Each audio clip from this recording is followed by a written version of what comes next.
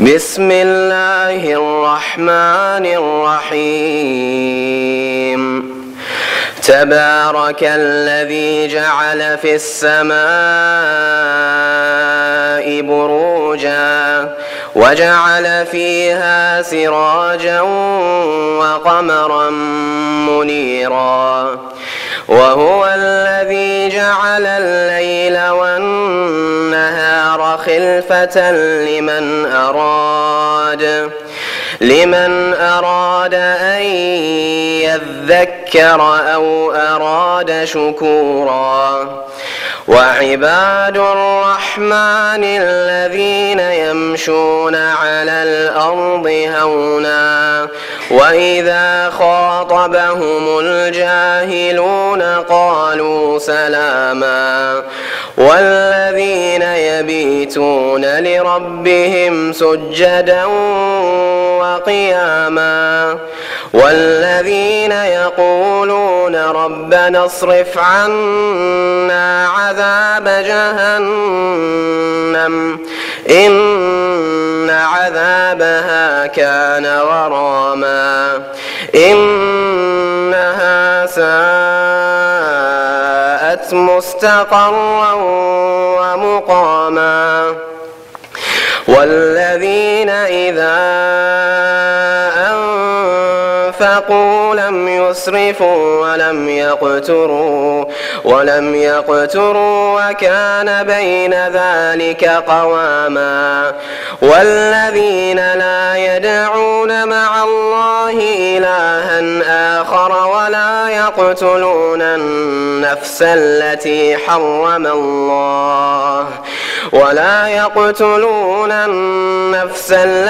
حرم الله إلا بالحق ولا يزنون ومن يفعل ذلك يلقى أثاما يضاعف له العذاب يوم القيامة ويخلد فيه مهانا إلا من تاب وآمن وعمل عملا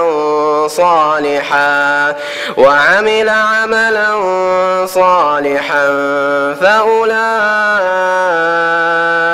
يبدل الله سيئاتهم حسنات وكان الله غفورا رحيما ومن تاب وعمل صالحا فإنه يتوب إلى الله متابا.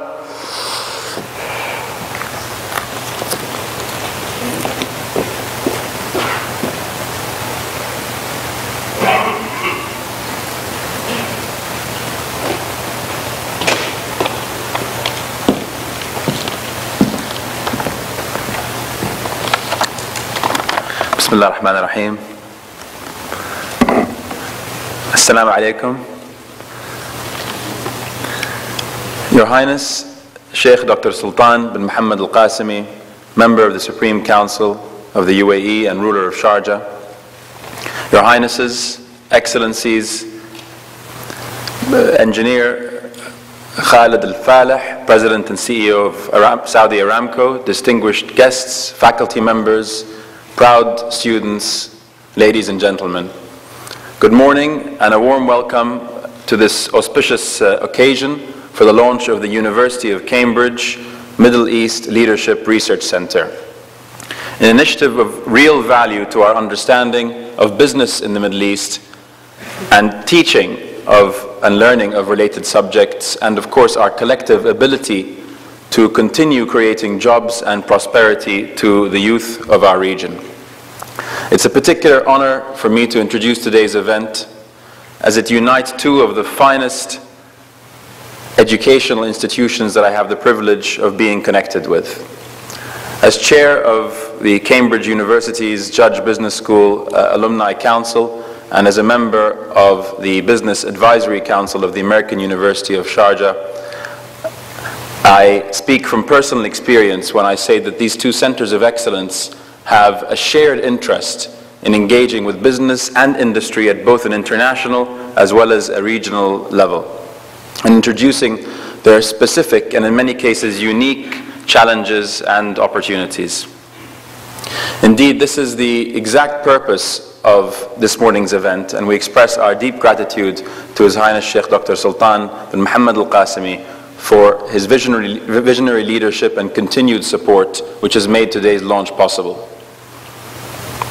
I'd also like to pay tribute to the strength of the ties between the University of Cambridge and the UAE, which has been encouraged and nurtured for many years now by His Highness, including through an MOU for joint research programs with the American University of Sharjah back in 2007. Certainly the links are long and the bonds are strong between the Emirati and British educational sectors.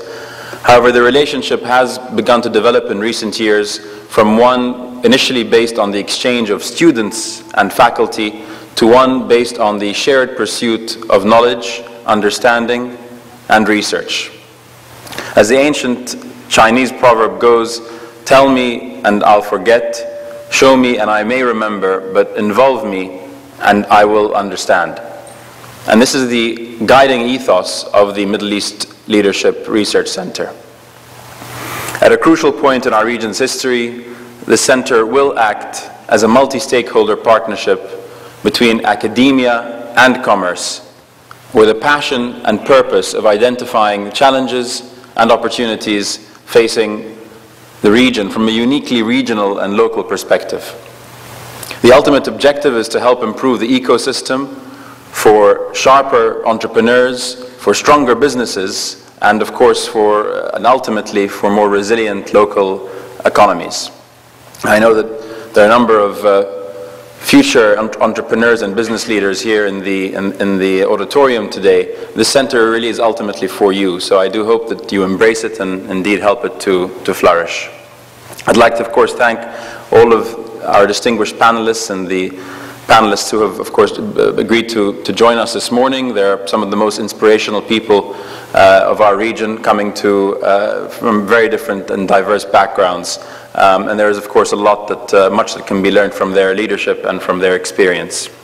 I'd also like to thank and welcome Peter Hiscox, who is the architect and CEO of the Middle East Leadership Research Center, and all his colleagues at the University of Cambridge for extending a warm hand of partnership, and of course Acting Chancellor Dr. Hochstetler and Vice Chancellor Salim Al-Qasir and all the staff really at AUS for facilitating this event.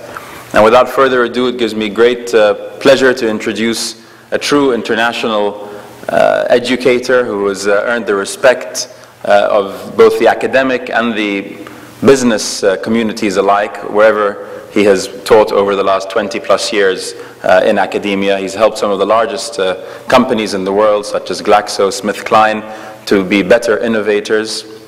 And his numerous research papers and books are amongst some of the most cited in the world. Please join me in warmly welcoming the Director and Dean of the University of Cambridge Judge Business School, to the beautiful Emirate of Sharjah, to the wonderful American University of Sharjah, and finally onto the stage to deliver his opening address. For Professor Christopher Law.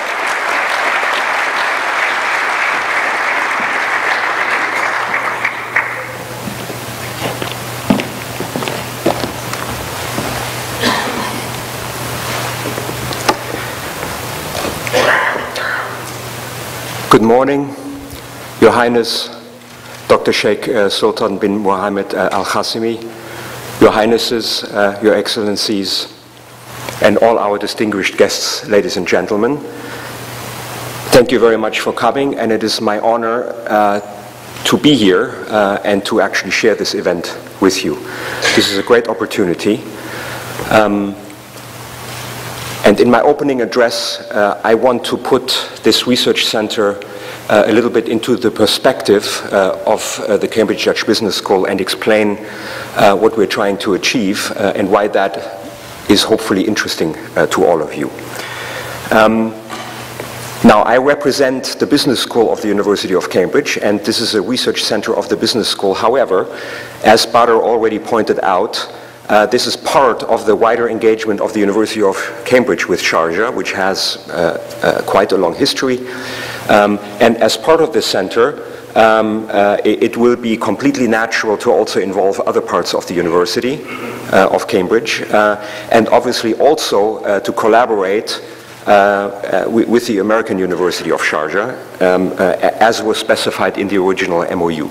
So potentially this can become wider than just a business school. However, for now, I will try to give you a feeling of the motivation of the business school in doing this. Let me say a few words about what we actually are and what we do. The Cambridge Judge Business School is a global business school that is located in England, but we are educating MBA students, executive MBA students, Master of Philosophy students, as many other business schools do, and they come from all over the world. We also we educate undergraduate students. We have a PhD program, and importantly, for the context of this center, we also have a sizable executive education business. Now, executive education in its traditional sense means a commercial relationship with organizations to train their people in business skills, and we do some of that also. However, the emphasis of what we're trying to do in executive education is to engage with organizations, private or public, on problems that they're struggling with that do not have an obvious answer. For some of the problems that businesses have, answers exist from the accumulated body of knowledge in professional business management.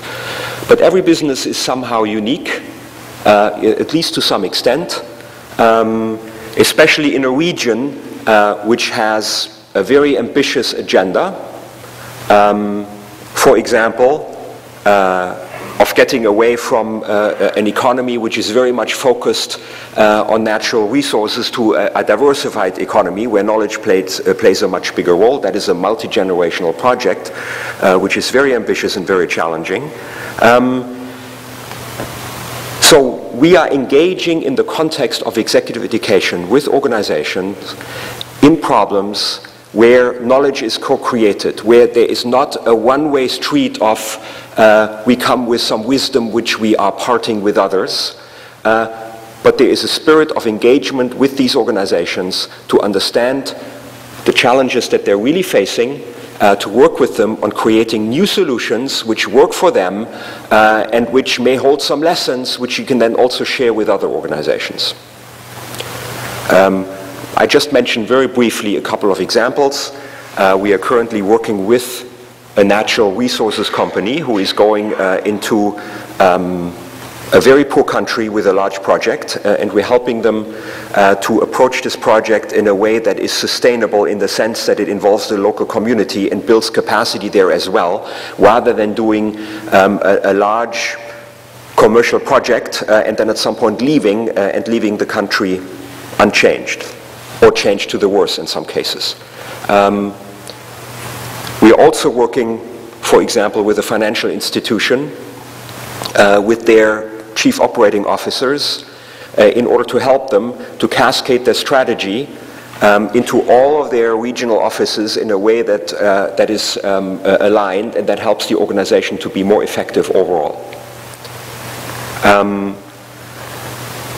So these are just a couple of examples that give you the spirit of this engagement with our clients in order to create something new, rather than just show you how things are done at other places in the world.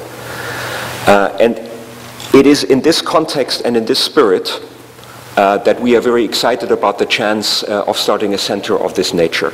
This center will be a vehicle for us to engage with local organizations here and to explicitly put resources to elevating what we are finding together with you into some knowledge that then can be shared with others and that can be codified so you can actually use it better yourselves afterwards. And this sense of engagement, that's what that is the building here, and for that we want to show you what the opportunities are. We want to show you who we are, and we want to invite you to enter a discussion in order to explore the possibilities where this may create value on your side. And this will then also create knowledge that we can all use.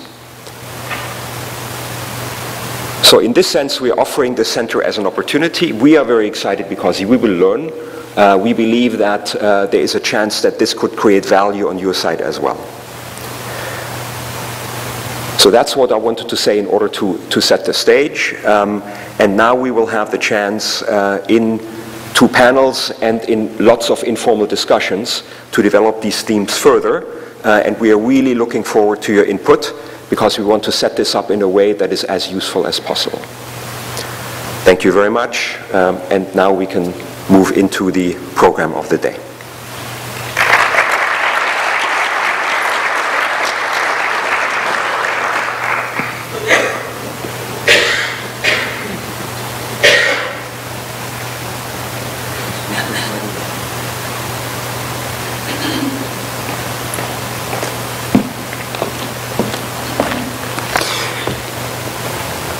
Okay, so I just learned that there is no intervening step, so we move right away into our first panel. And we have a very distinguished panel of people who have agreed to discuss with us. So I would like to invite them all on the stage. And this will go in the following way, that each one of them will get the chance to say a few words from their perspective on our topic of the opportunities and challenges to generate growth in the Middle East. And then afterwards we will have questions with the audience. So I would like to invite our panel. The first one is Your Excellency Sheikh Bodur bin Sultan Al Qasimi, who is the chairperson of the Sharia Investment and Development Authority.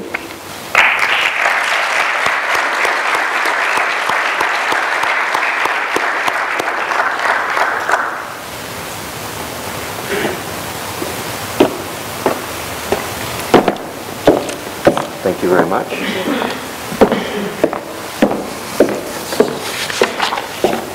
We have Khalid Al-Faleh, the President and Chief Executive Officer of Saudi Aramco.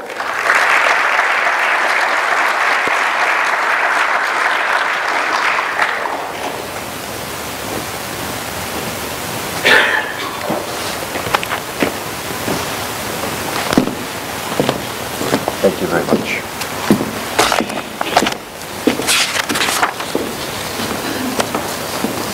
Khalaf Al-Habtoor, the chairman of Al-Habtoor Group.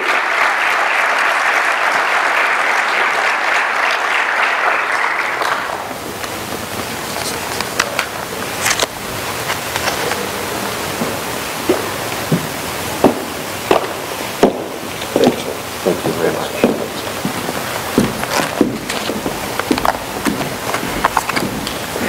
And Dr. Tawfiq Al-Muayyad, the chairman of Al-Muayyad and Sons and Al-Muayyad Williamson.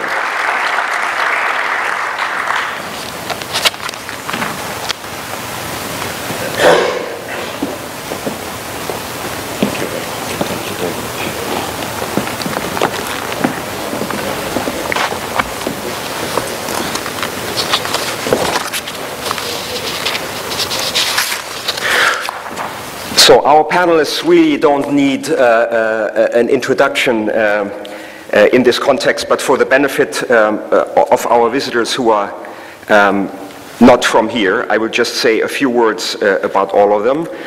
So Sheikh Bodur is, as I said, the chair of the Sharia Investment and Development Authority.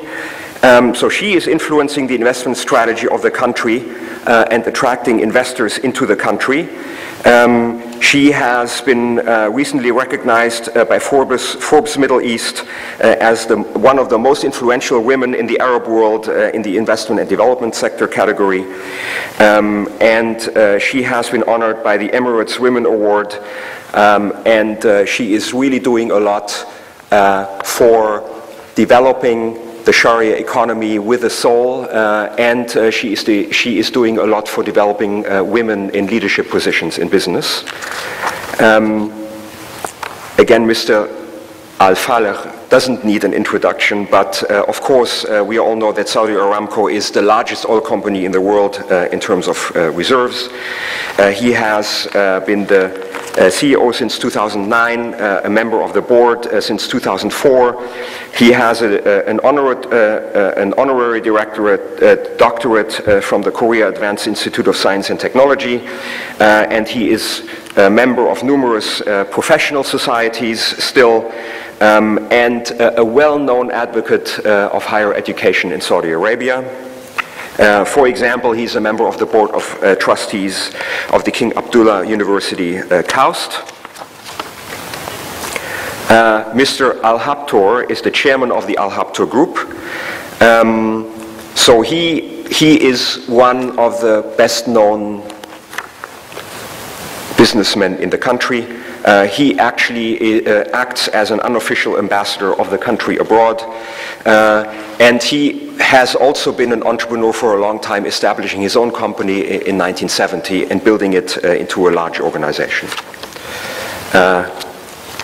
And last not least, Dr. Al-Moayed, the chairman of Al-Moayed & Sons and chairman of Al-Moayed Wilhelmsen, partner, co-investor, and strategic advisor to all kinds of businesses with a senior executive experience in a large number of sectors. For example, he was the founding chairman and managing director of Gulf Petrochemical Industries in Bahrain. So this is a very distinguished senior panel, and we are looking forward to their wisdom in their analysis of the challenges and opportunities in generating growth. I asked all the panelists to speak to this topic for a few minutes from their own viewpoint. And specifically, I expressed a wish that there are lots of opportunities and successes to celebrate, but there are challenges. If there were not, then there wouldn't be a need for a research center. So I have specifically asked them to also share some of the limitations where together we might be able to create some value by creating new knowledge. So again, thank you very much for being willing to contribute to this. So each one of them will get a word, and then I will ask a question, so we can have one round of a discussion, and then we will open up to the audience. So thank you very much. So Sheikh Aboudur, would you like to start? Thank you. Good morning, everyone.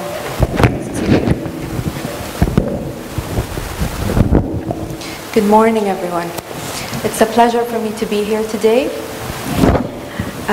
Since I've received this invitation, I've been really honored to be chosen to speak here today with my esteemed colleagues.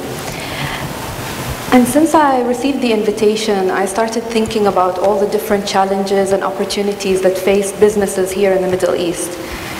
And it got me thinking, and a particular story came to mind that I wanted to share with you today. A friend of mine recently came to me, and she was very, very distraught. You see, her son wanted to apply to a university in the United States, and his father said to him that he wasn't allowed to go. And it wasn't the reason that he wasn't allowed to go that upset her, it was how he handled the situation. So he told him, "You're not going, and that's that. You have to accept the answer without asking any questions." Have you heard that before? I think this story really got me thinking. Doesn't the husband's answer reflect a culture where questions are not encouraged? We're here to mark the opening of a very important research center. Research is all about asking the right questions. Knowledge is the result of questions and experimentation with new ideas. As I was preparing for my participation today, I listed a number of challenges that face businesses here in the Middle East. Yes, there are structural challenges, there are macroeconomic challenges, there are political challenges, and there's intense competition in the region. These are legitimate challenges, and we must find solutions for them. But you know what? In my opinion, all of these challenges pale in comparison to the absence of a culture that encourages questions. How can we expect businesses to grow and thrive when strategic decisions are not challenged? How can we expect businesses to grow and thrive when the status quo is just accepted? How can we expect businesses to grow and thrive when we don't encourage people to ask questions? Let me give you an example.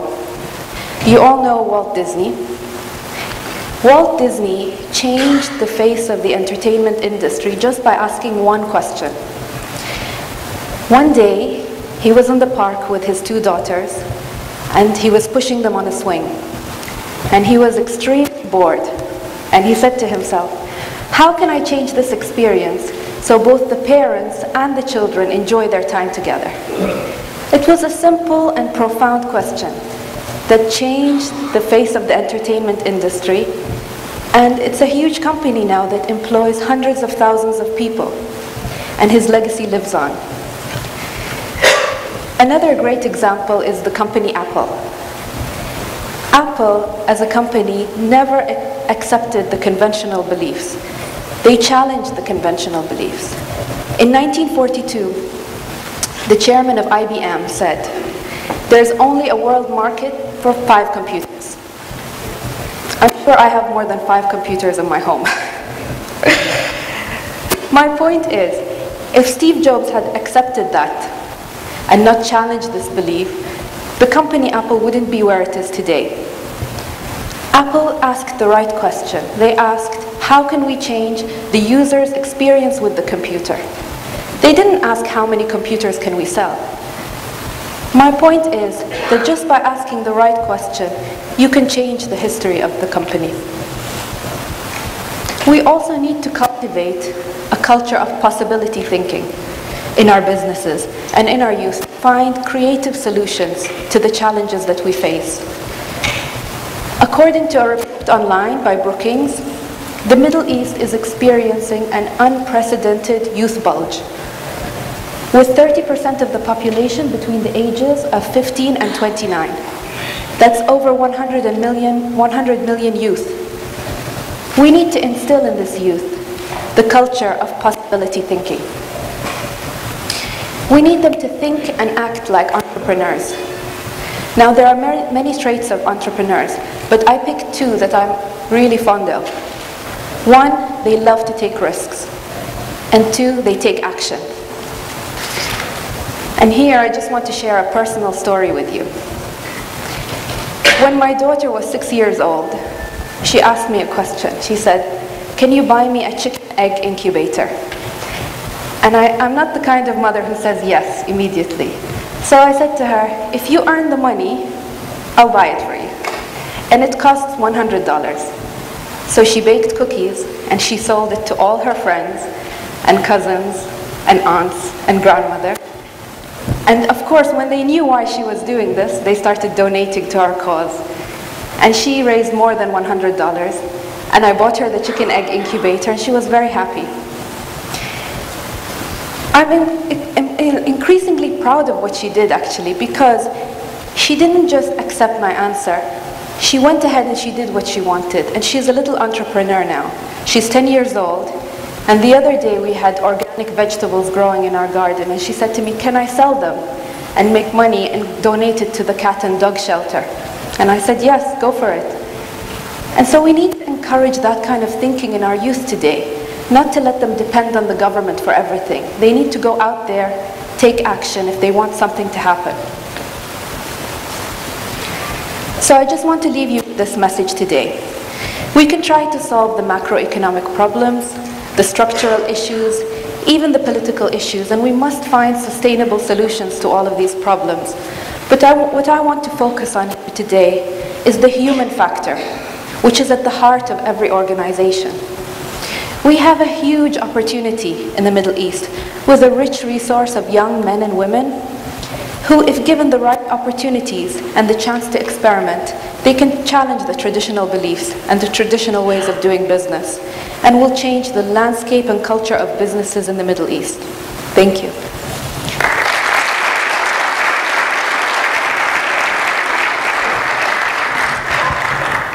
Thank you very much, Mr. Al-Khala. بسم الله الرحمن الرحيم. السلام عليكم جميعا. صباح الخير. Good morning, ladies and gentlemen. It's a pleasure, of course, and an honor to be invited and to be in the presence of a leader, not only here locally, not only regionally, but indeed a global leader for whom I personally have had great admiration most of my life, and I think all of us in the region look up to as a man who has carried the torch of advancing education, values of our region, culture, and bridging East and West in a very, very exemplary way. His Highness Dr. Sultan bin Mohammed Al-Qasimi, who has not only dreamt but created, built himself many institutions, and of course the American University of Sharjah is only one example. The university that is hosting us today and the university that is hosting this great program that is being launched today, that will be yet another addition of the many initiatives that will create the mosaic that, in my opinion, will be ultimately the role model of truly balanced development that we all aspire for in the region.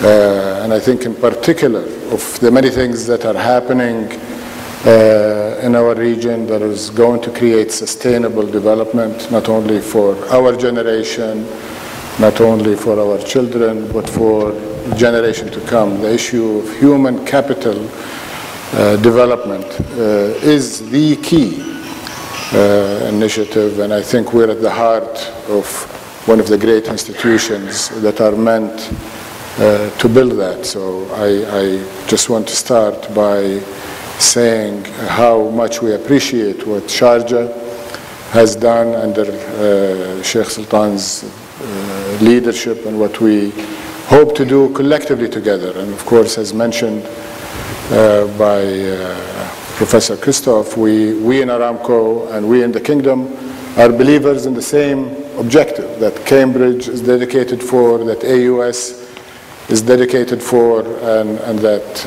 indeed the whole institutional framework with which this emirate is based is leading.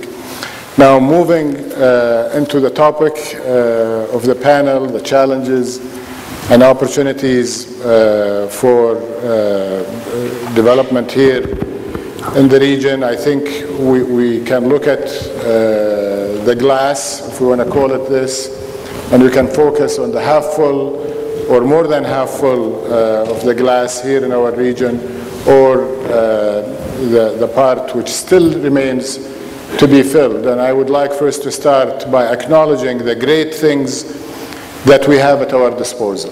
The GCC in general is doing extremely well. We are undergoing one of the longest periods of growth and development in multifaceted ways and in many sectors of the economy that we should all feel good about. And it's a combination of governments within the region providing a very good framework for growth of our economy.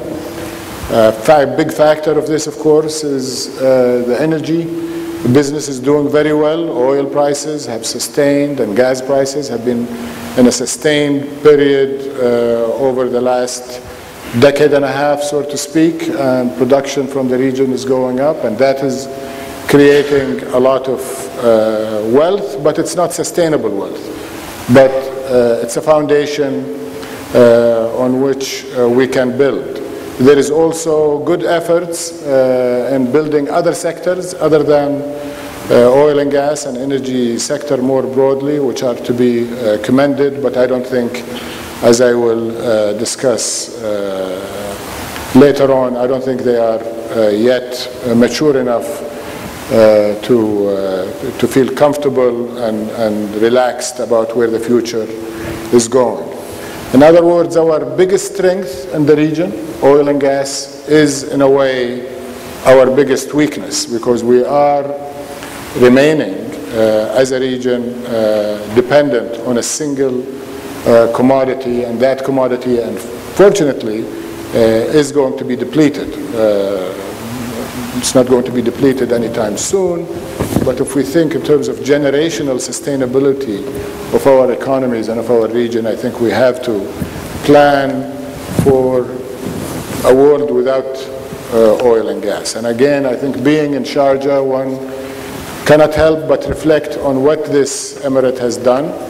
This is an emirate that is not by any stretch of the imagination dependent on natural resources or oil. I don't think there is a sector within the economy, Sheikh Abdur was telling me before the panel, not a single sector is more than 20%. So it's highly diversified economy and growing at a very fast pace without dependence on natural resources. And I think we can draw a lot of lessons from what has happened and what is happening in Sharjah as we extrapolate and extend it further in the region.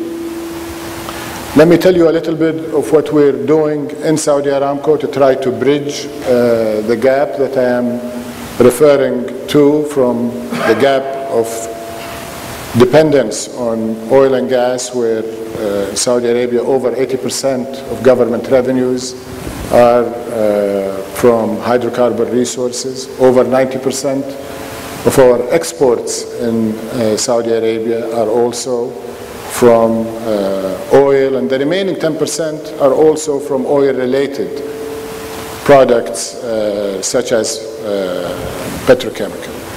And what we as an oil and gas company want to do is be a catalyst and an instrument of a gradual transformation within the kingdom and ultimately within the region to a world that is not so dependent on petroleum.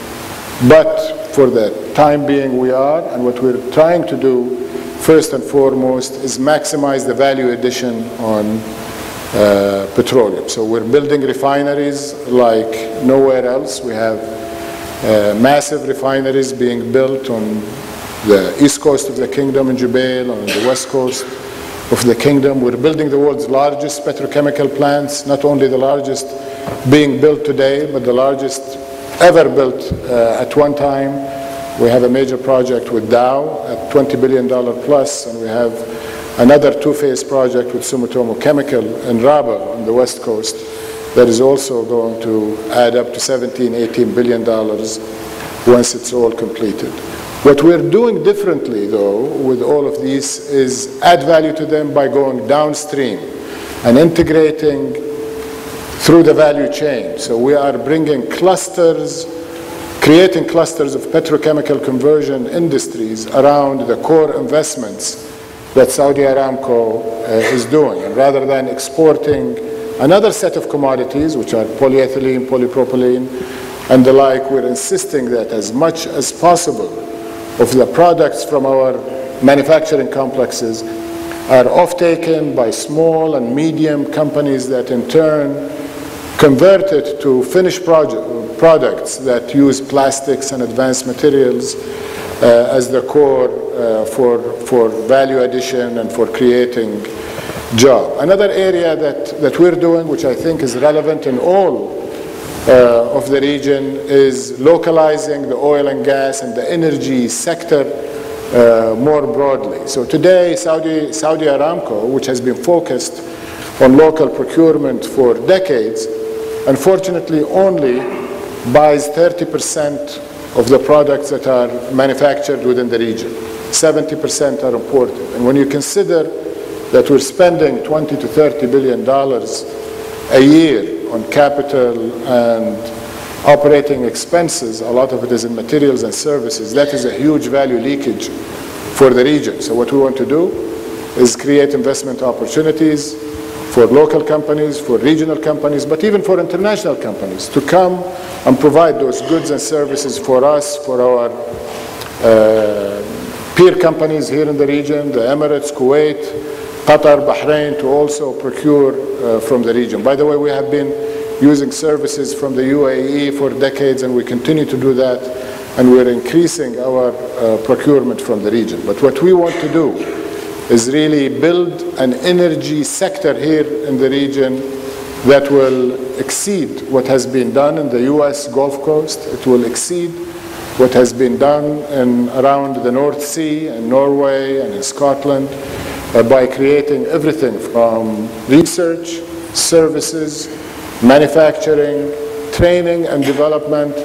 I foresee not a long future, but in the next 5 to 10 years, where emerging hydrocarbon basins in Africa and Central Asia and elsewhere coming to this region to get the expertise, to get the new technologies, to get the services.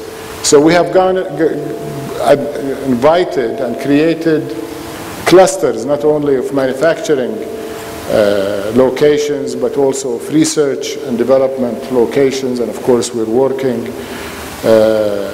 diligently on capital building, human capital building, both at the professional level with universities and in science and technology and engineering, but also on vocational skills to provide the cadre of tens of thousands of workers who will be able to staff rigs and oil platforms and manufacturing facilities initially in the region, but hopefully have that as an exported skill and capability that the region is doing. Of course, capacity building has been mentioned a number of times by Sheikh Abdur, by Professor Christopher, and myself. And when you talk about capacity building, human capital is the key, but also research and development is another component. And I think this is an area where the region is really, really lagging. I'm talking about the empty part of the glass. We almost don't have anything in that category. If you look at IP generated in the region, it's next to nothing compared to the global generation of IP. I think over the last 10 years in the GCC, there is less than 3,000 patent filing from all of the countries of the region. Consider that the top 5 countries are filing over 400,000 patent applications every year, not in 10 years.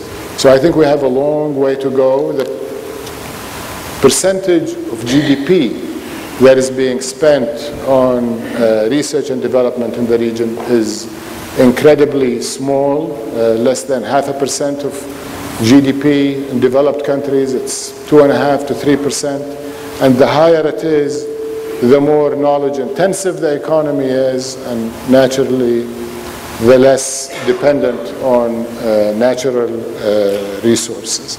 Another gap that is being bridged, but I think we need to invest more in it, is developing enterprises in the region, both large ones, national champions that have the proper alignment with the interest of the nations and the region within which they work, but more importantly, SMEs, small, medium enterprises, entrepreneurship, which Sheikh Abdur talked about at length, is something that we are focused on. We have our own entrepreneurship center that has trained thousands of aspiring entrepreneurs within the region. We have incubators in some of the universities that the company has created.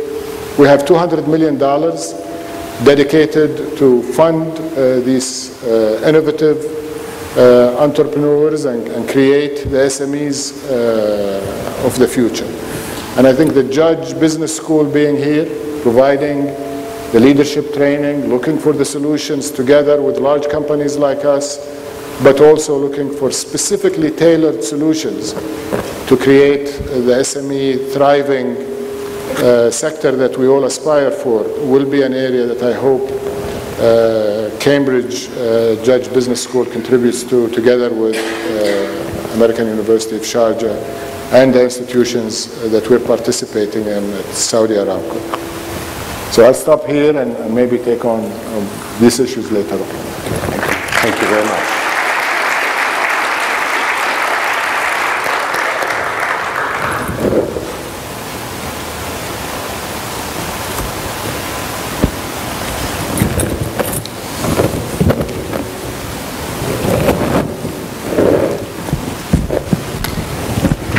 Working.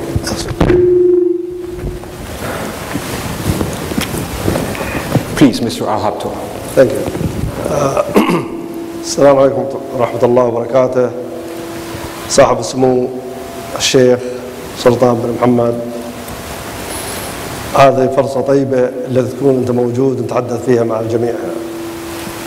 Ladies and gentlemen, thank you. I'm glad and honored to be among you. I want to start, the topic of this meeting is the Middle East growth and challenges. And I want to differentiate the Middle East.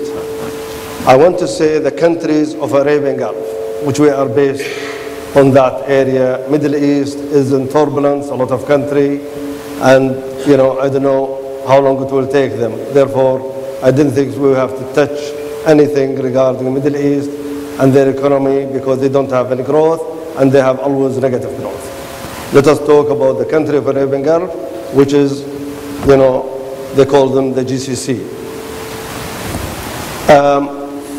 United Arab Emirates, I consider, is the safe haven of the world. Safe haven of the world whereby everybody in the world coming here, opening business, retirement, moving their headquarters from everywhere, whether it is in Asia or Europe, to this country. This country is blessed, and we are also blessed with our leaders and with our people. This is why we are very successful in our approach. We are very successful in our planning, whether it is financial plan or political plan or security plan.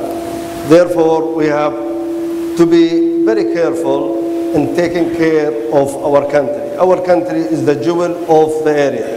The jewel plus definitely the country of Arabian Gulf is part, and we are one country with them, and we cannot forget.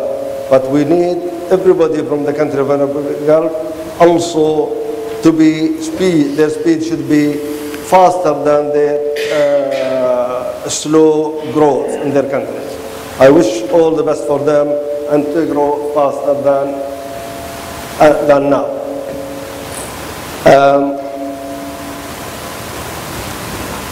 The reason for my country here, people investing, companies moving here because of the safety, because of security, and also they learn something which is important. We are the first country in the world which we recovered from the financial crisis. Europe in turbulence until now. They cannot fix it till now. We are already ahead. And I can say about my group of companies, I am leading that group, and we are same like 2007 before the financial crisis, and we are going to grow every year not less than 5 to 7%, inshallah. Of course, a lot of people will think United Arab Emirates is small. That's very true, we are a small country, but we are very old in experience, we're very old in vision, we are very old in making things done. We are not only talking, but we do it. And the great thing that, we are always parallel to our government. We are partners with our government.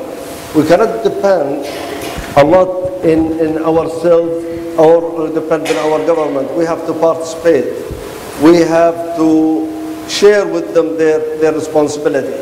We as a businessman we as a business houses, we gain, we make money from this country, therefore we have to put back and share for everything with them to make sure that our country is one of the best countries in the world. This country is becoming a school for professionalism. You see from all over the world now, I will talk about engineers. You will see people developing, whether they are in Europe or Asia, they will come and take engineers from this country for a simple reason. Because of experience, because of fast track, because of achievement. We teach them. They learn a lot, the engineers in this country, because of the opportunity we are giving them. We are the country which they are paying the highest salary, the highest packages. A lot of people think we are paying less. We are paying the highest. This is why they are here.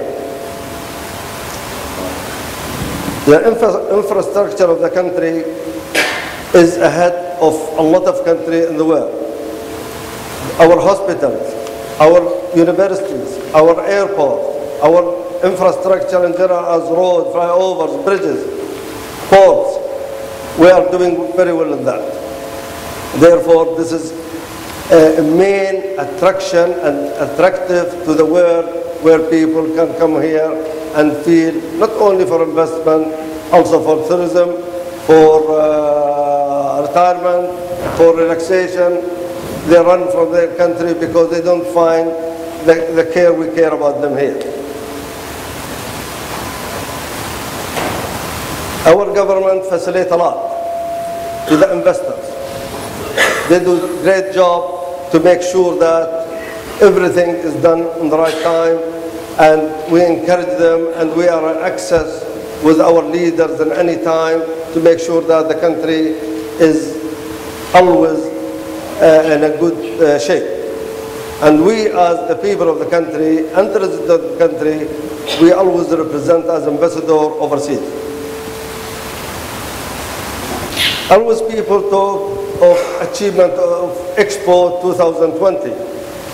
We were in competition with the giant, Russia, Turkey, Brazil, and we are a city of Dubai with the support of United Arab Emirates, which is part of United Arab Emirates Dubai.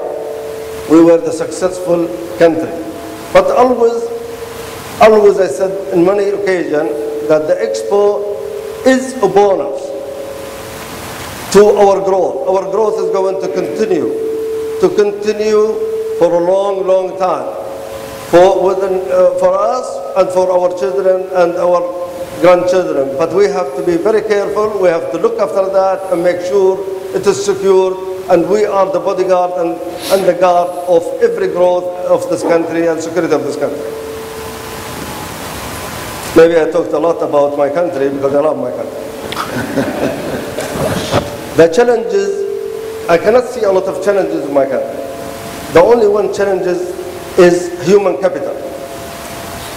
The most difficult in the world now to find the right person, to find the right manager, financial manager, or project director on construction site, or chief engineer, or mechanical engineer.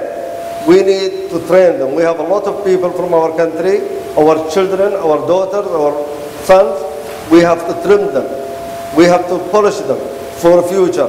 Otherwise, this is the only, and I consider this is a major challenge if we don't find the right people for future.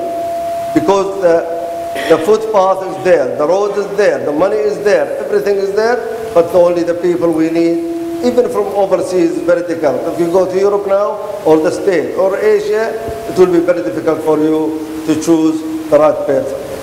Thank you very much.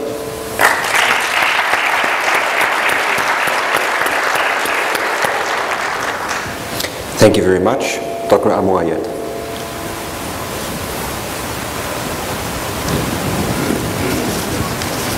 Your Highness, Your Excellencies, Mr. Chairman, distinguished guests, ladies and gentlemen. What a great honor to stand here in front of you today to celebrate the establishment of the University of Cambridge for the new Middle East Leadership Research Center. It's really not easy for me to start talking without being nostalgic and emotional in the presence of Your Highness. I've started my first few years listening to my father, always telling us about the young sheikh that came to his office to borrow a book.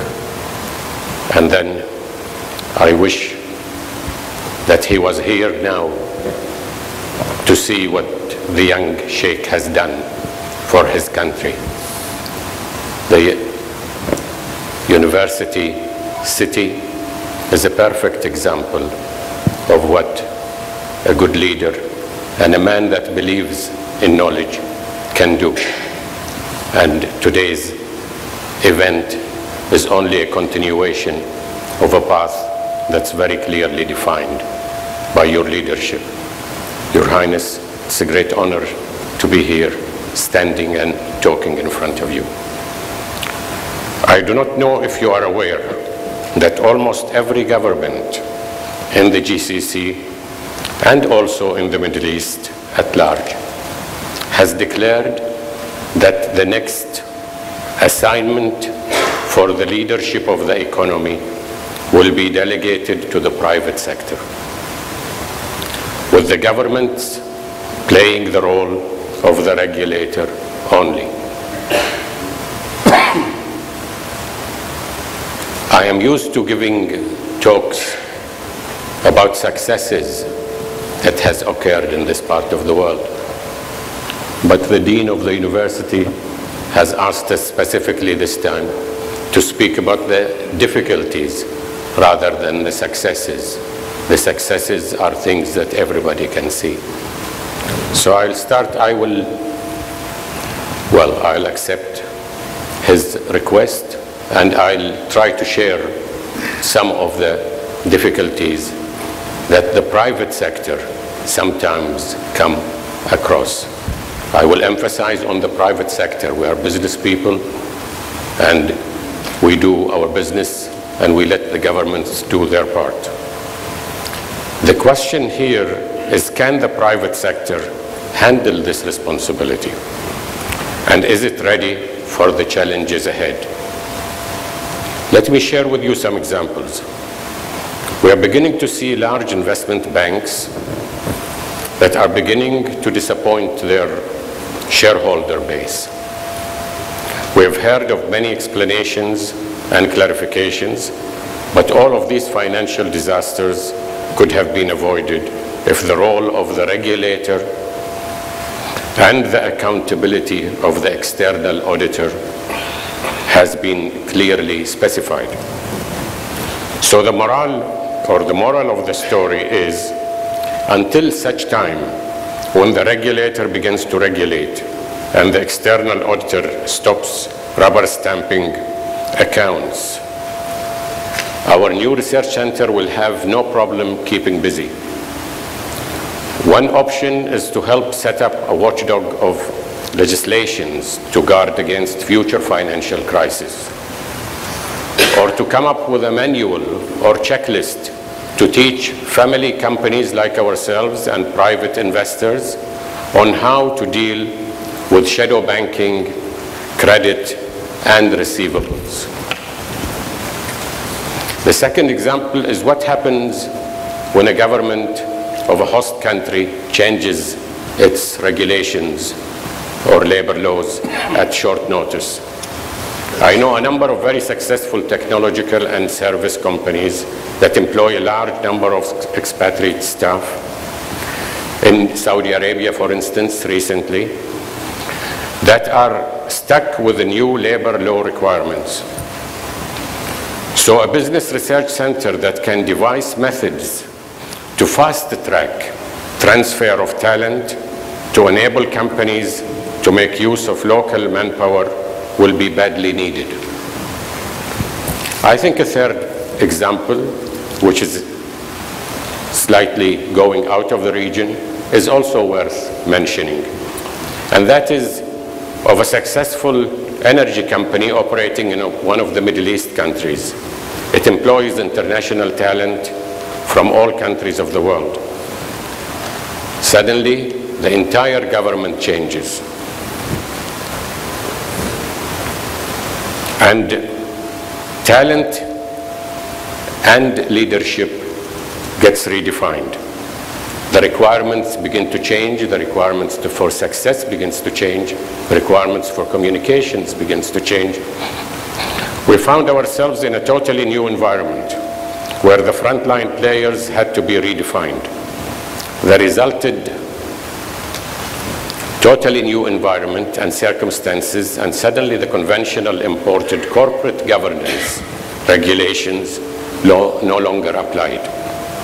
The moral of the story is, how does the private sector protect itself from major political changes when the basic definitions of talent is tampered with and conventional wisdom from other countries does not necessarily apply? Distinguished guests, I tried to share with you real challenges that the private sector will continue to struggle with, hoping that the new Cambridge Research Center will help us resolve as we celebrate today its blessed launch with the presence of Your Highness. Thank you very much for your attention.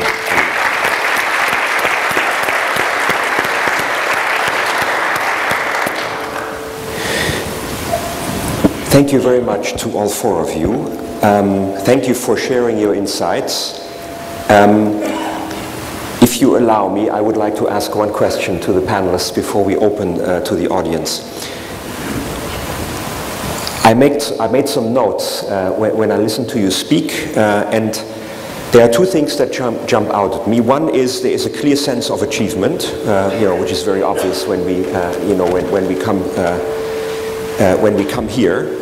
But there's also a sense, a description of a need for change. You said we need to ask questions, we need to foster entrepreneurship. You said we need to reduce dependency, which will require big change. You said there is not enough talent. We need to change the way we are looking at people. You said we need to change the interaction between the private sector and government. Now, change is something which is very difficult wherever you go. If each one of you could share one insight on how do you manage change? Okay, I'll start then. Just, what is you are experienced leaders, what is your reaction to, how do you manage change? As we all said, change is needed in this part of the region, and we feel it most, I believe, when we see that the students coming out of universities don't have the required skills that are needed for the jobs that are available. There is a huge discrepancy here, and I believe that we need to go back to basics, and we need to go back to the beginning to find out why that is the way it is. One of my passions actually is education, and I'm very passionate about changing the way our school system is working here in the Middle East. We have been brought up in a very traditional way of thinking and rote learning, and unfortunately this has not changed in the past decade. However, we're producing students who have been told what to do, what to say, how to think, and then suddenly we put them in a situation where their boss tells them, give me some new ideas, tell me how I can do things, come up with new solutions. And there's a huge discrepancy there. So we have to address this challenge. We have to go back to basics. We have to go back to the beginning and change the way we teach our children to think, to be independent, not to conform to a particular model. So yes, change is definitely challenging, but we need to address that, and I think it's very fundamental that we look at our education system as well. Thank you. Well, maybe I can share a little bit of our experience, and if I can just go back to my earlier remarks that there's so much going well, and I agree with my colleagues, that so much is going well that sometimes the good things that are happening in the region can actually be an impediment to deep reforms and massive change programs if one wants to undertake them. It's well documented in the industry that over 70% of change programs, major change programs within corporations, fail to materialize because of the inherent resistance of organizations and human beings to change from what they're used to. So if one is serious about undertaking change, one has to plot it in a deliberate way and attack the challenge in many different ways. One way to achieve change is having what is called a burning platform. So if you're in an organization that is failing and you can show all of the stakeholders within that organization the future success, that will, there is a greater chance of success because of the failure that you are experiencing. But many organizations within the region are not failing. So that burning platform is not there. What we have done in Aramco is called it a burning opportunity. We said we have a burning opportunity. We're doing well. In the introduction you mentioned Saudi Aramco is the largest oil and gas company. We're probably the most profitable, although our financials are not listed. We're the lowest cost. We're the safest. And I can go on listing all of the good things we're doing which work against us trying to diversify and being the most diverse energy company on the planet, the most profitable petrochemical refining company, having the broadest global footprint, not just a local footprint within Saudi Arabia, creating the most opportunities within the kingdom, creating hundreds of thousands of jobs and related businesses and opportunities around us. All of these are opportunities that we have to paint that future in front of our people. But that's not enough. I think that is only the beginning. You follow that with multiple initiatives going from the individual human level to the small business unit level within the company to the integrated corporate performance measurement. So you create KPIs, you link these KPIs to individual performance measurement and rewards, you link it to individual department and unit performance measurement. So we have a balanced scorecard with which we compensate not just the leaders of the company, but even at the shop floor, so to speak. And one of them is an organizational health. They're not all financial metrics. Is how much talent are we developing? Going back to the challenge of talent. Everybody contributes to knowledge transfer to the younger generation. Last year we hired 10,000 people, 9,500 are fresh out of school Saudis. So how do we transfer knowledge from the experienced generation that is retiring to this young 20 or 22-year-old graduate? Everybody gets measured with this. The Kingdom agenda is a fifth of our balanced scorecard. How much job creation are we doing?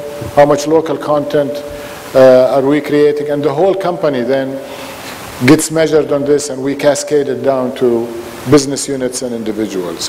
We measure that quarterly, semi-annually, and annually. We report it to our board. We have town hall meetings. We have blogs. We have ways of facing the challenges together and overcoming the resistance that we know exists today and will continue to exist. So that is the nature of a transformation program. You have to realize you're running against gravity, so to speak, and you have to pace yourself for a long journey of overcoming that resistance. Otherwise, you're going to be in that 70% pile of failed change programs and transformation. And one thing we have undertaken is a specific behavioral program change. We have a behavior program change. We're an 80-year-old company. There are many things entrenched in our corporate culture that have served us well but are not suitable for the company of the future. We have identified them, and we are deliberately and working on a culture and a behavior change within Saudi Aramco. Thank you.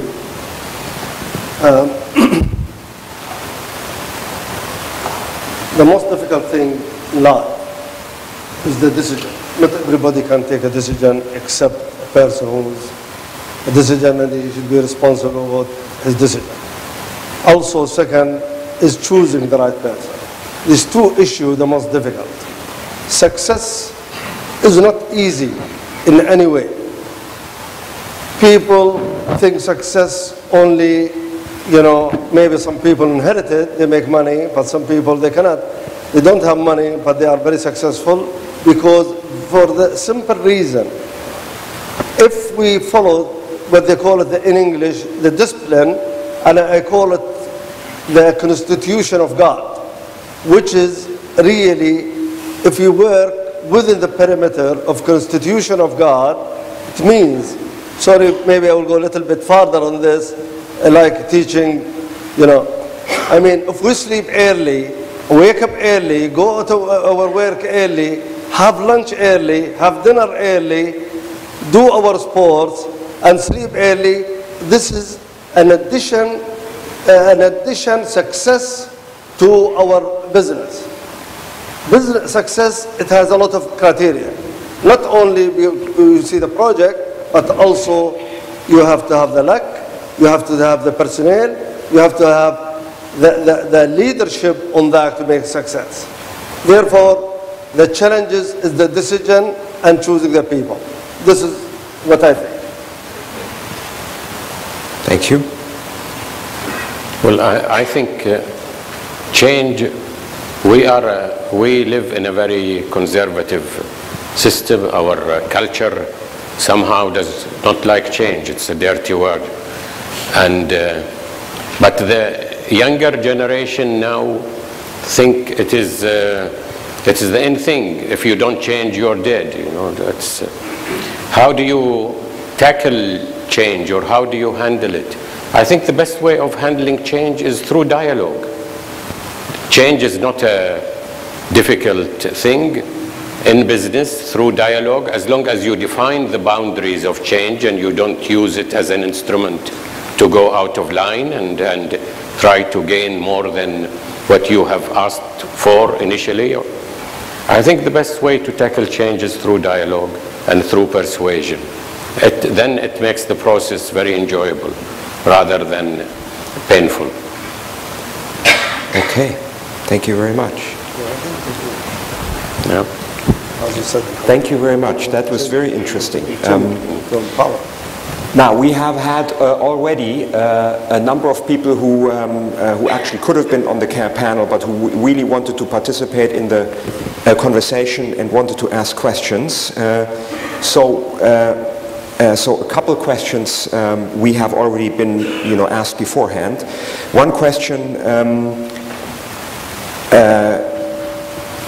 Heba Fatani would like to ask one question, who is the Senior Executive Manager of Corporate Communications for the Kingdom Holding Company.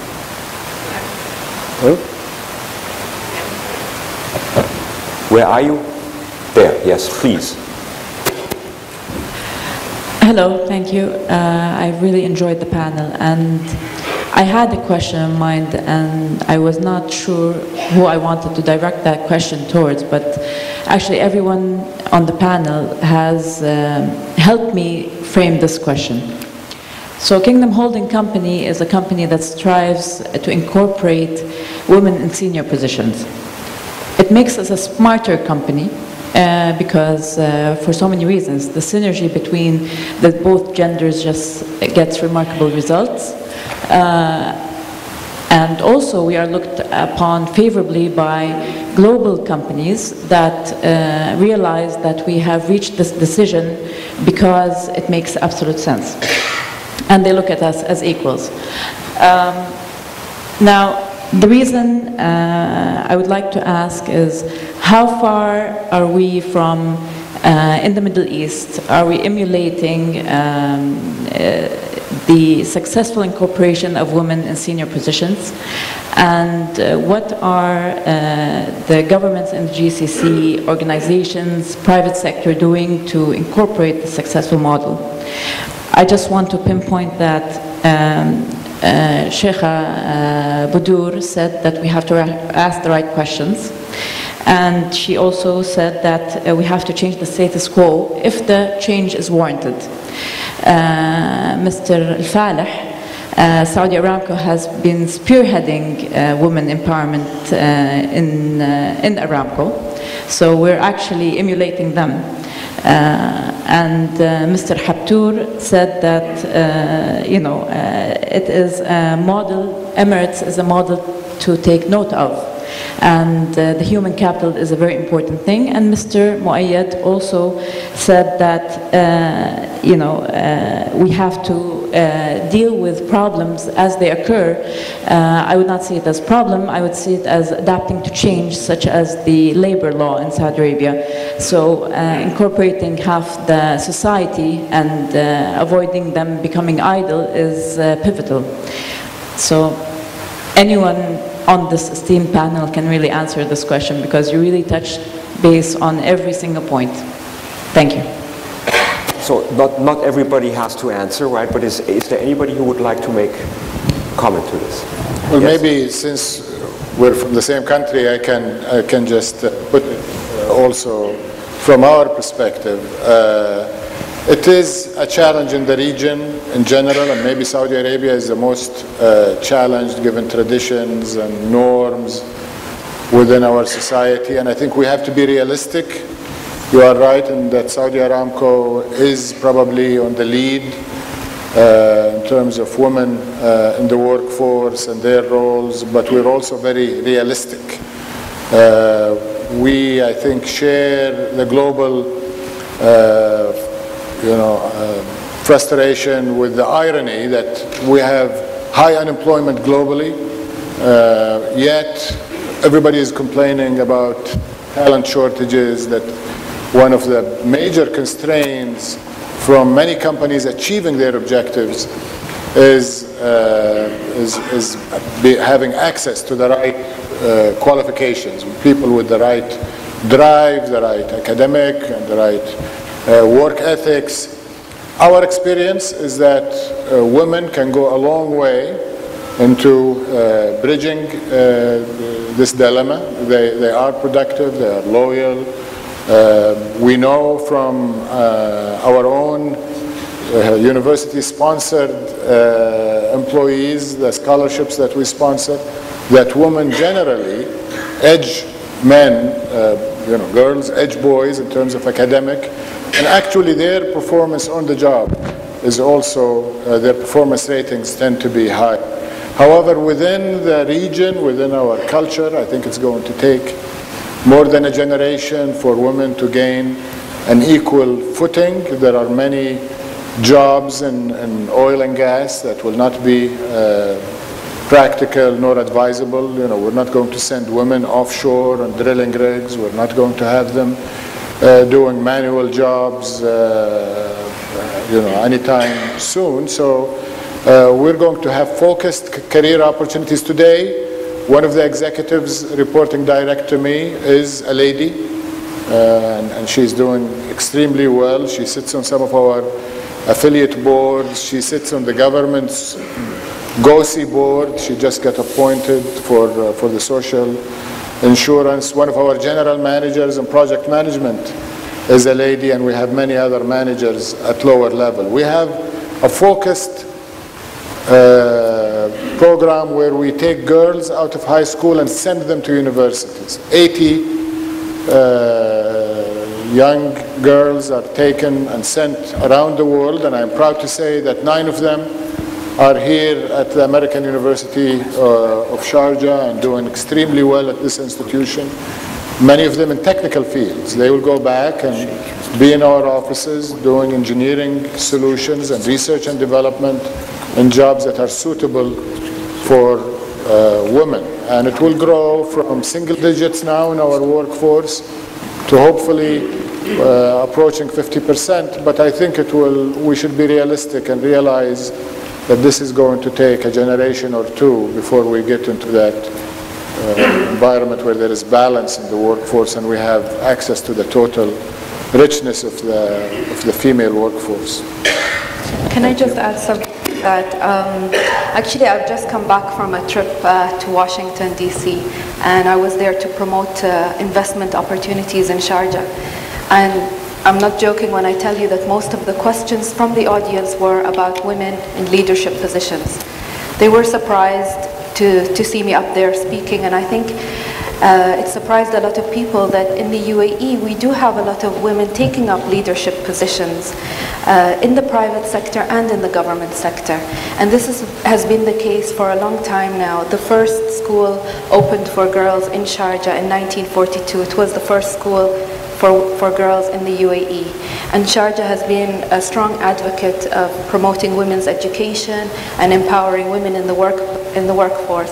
And I work tirelessly as well to make sure that we have the rights of women protected in the workforce, including maternity leave and certain other benefits that are required when you have 70% of the government employees being women here in Sharjah and in the UAE. So it's a huge number. I believe that we're doing a lot. In the university itself, you see the number of girls going into education is quite high. So in the UAE, I believe the case is different. We've achieved a lot in that sector, and the country has been supporting women in various sectors of the economic development of the region. Thank you. Okay. So thank you very much. I think there is still some energy for more questions. However, I was just given a signal that we need to wrap up. And so I would like to thank very much our panelists for their contributions. We will take a break now, and I would like to encourage the audience, to approach us and continue the dialogue informally. So thank you very much to everybody, and especially to our panelists.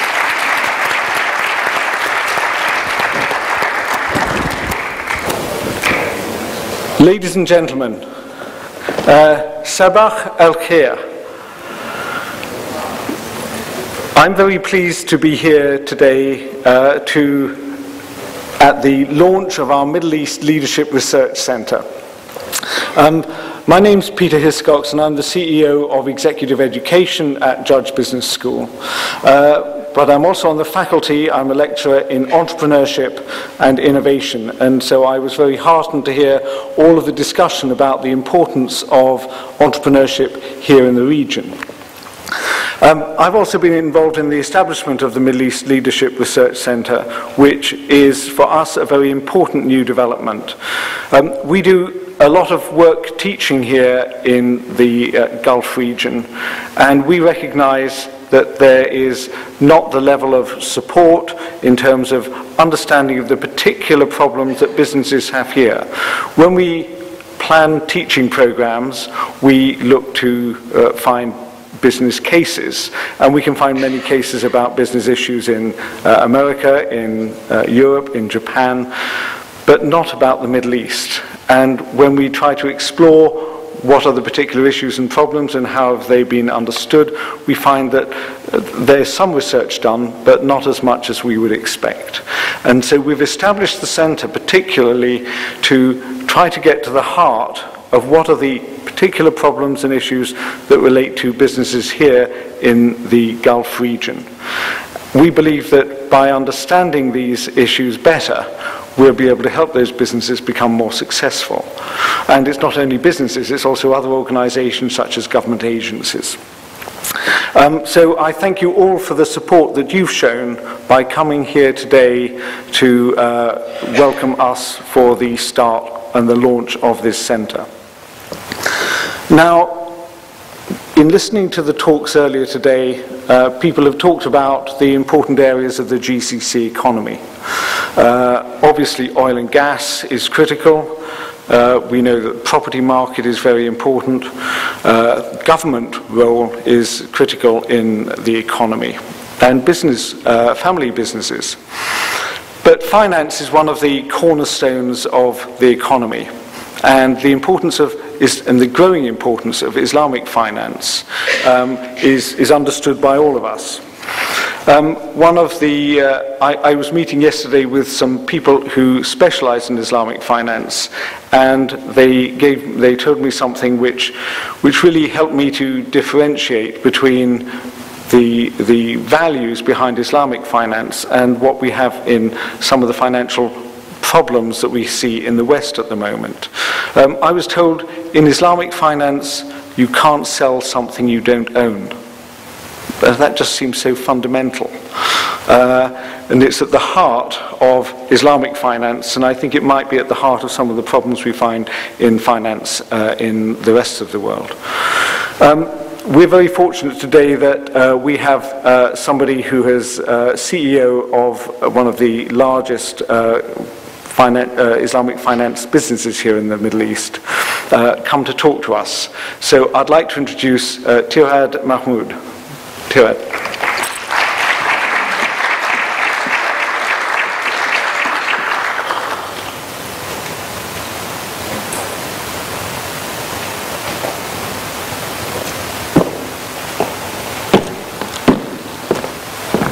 Assalamu alaikum. Good morning, everyone. The topic of the day is about leadership, and I haven't really brought with me any speaking notes, so I'm going to improvise. To me, I've read a lot of articles, a lot of books about, what leadership is and what is the difference between a leader and a manager, and it's very interesting to read these things. But I have a few observations that I can share with you. I think, I've noticed some leaders in history who brought massive change, who did not go to business schools and did not run businesses, but they brought massive change. And if we look at this region, it's been blessed with leaders thousands of years ago. Prophet Muhammad, peace be upon him, was a leader. Don't look at it from a religious point of view, because that will distort the issue. But look at what he has done. He was born in the desert, in an area that was totally fragmented, full of tribal wars and conflict. Two superpowers surrounding the region at that time, the Roman Empire and the Persian Empire. And within 23 years, he had no oil and no gas. Within 23 years, he transformed the region. He changed it massively. The people followed him because he gave them a better tomorrow. He was able to see a picture, and that picture that he saw, and he was able to articulate and communicate to the people. They felt it, they believed in it. Many were willing to die for it. And we all know the history of this region. And today, I would say that leadership is not something that you learn only or something that you're born with. It's a very complex issue. I don't remember who spoke about, I think today, about Steve Jobs and Apple. I mean, what Steve Jobs has done is change the world. He brought a new paradigm. And the people that worked for Steve Jobs did not work for the money. They believed in the change that he was bringing. And he actually did change the world. There's another leader that I very much admire, and that's Bill Gates. And I don't admire him because he created Microsoft. I admire him because he donated all his wealth, almost all of it,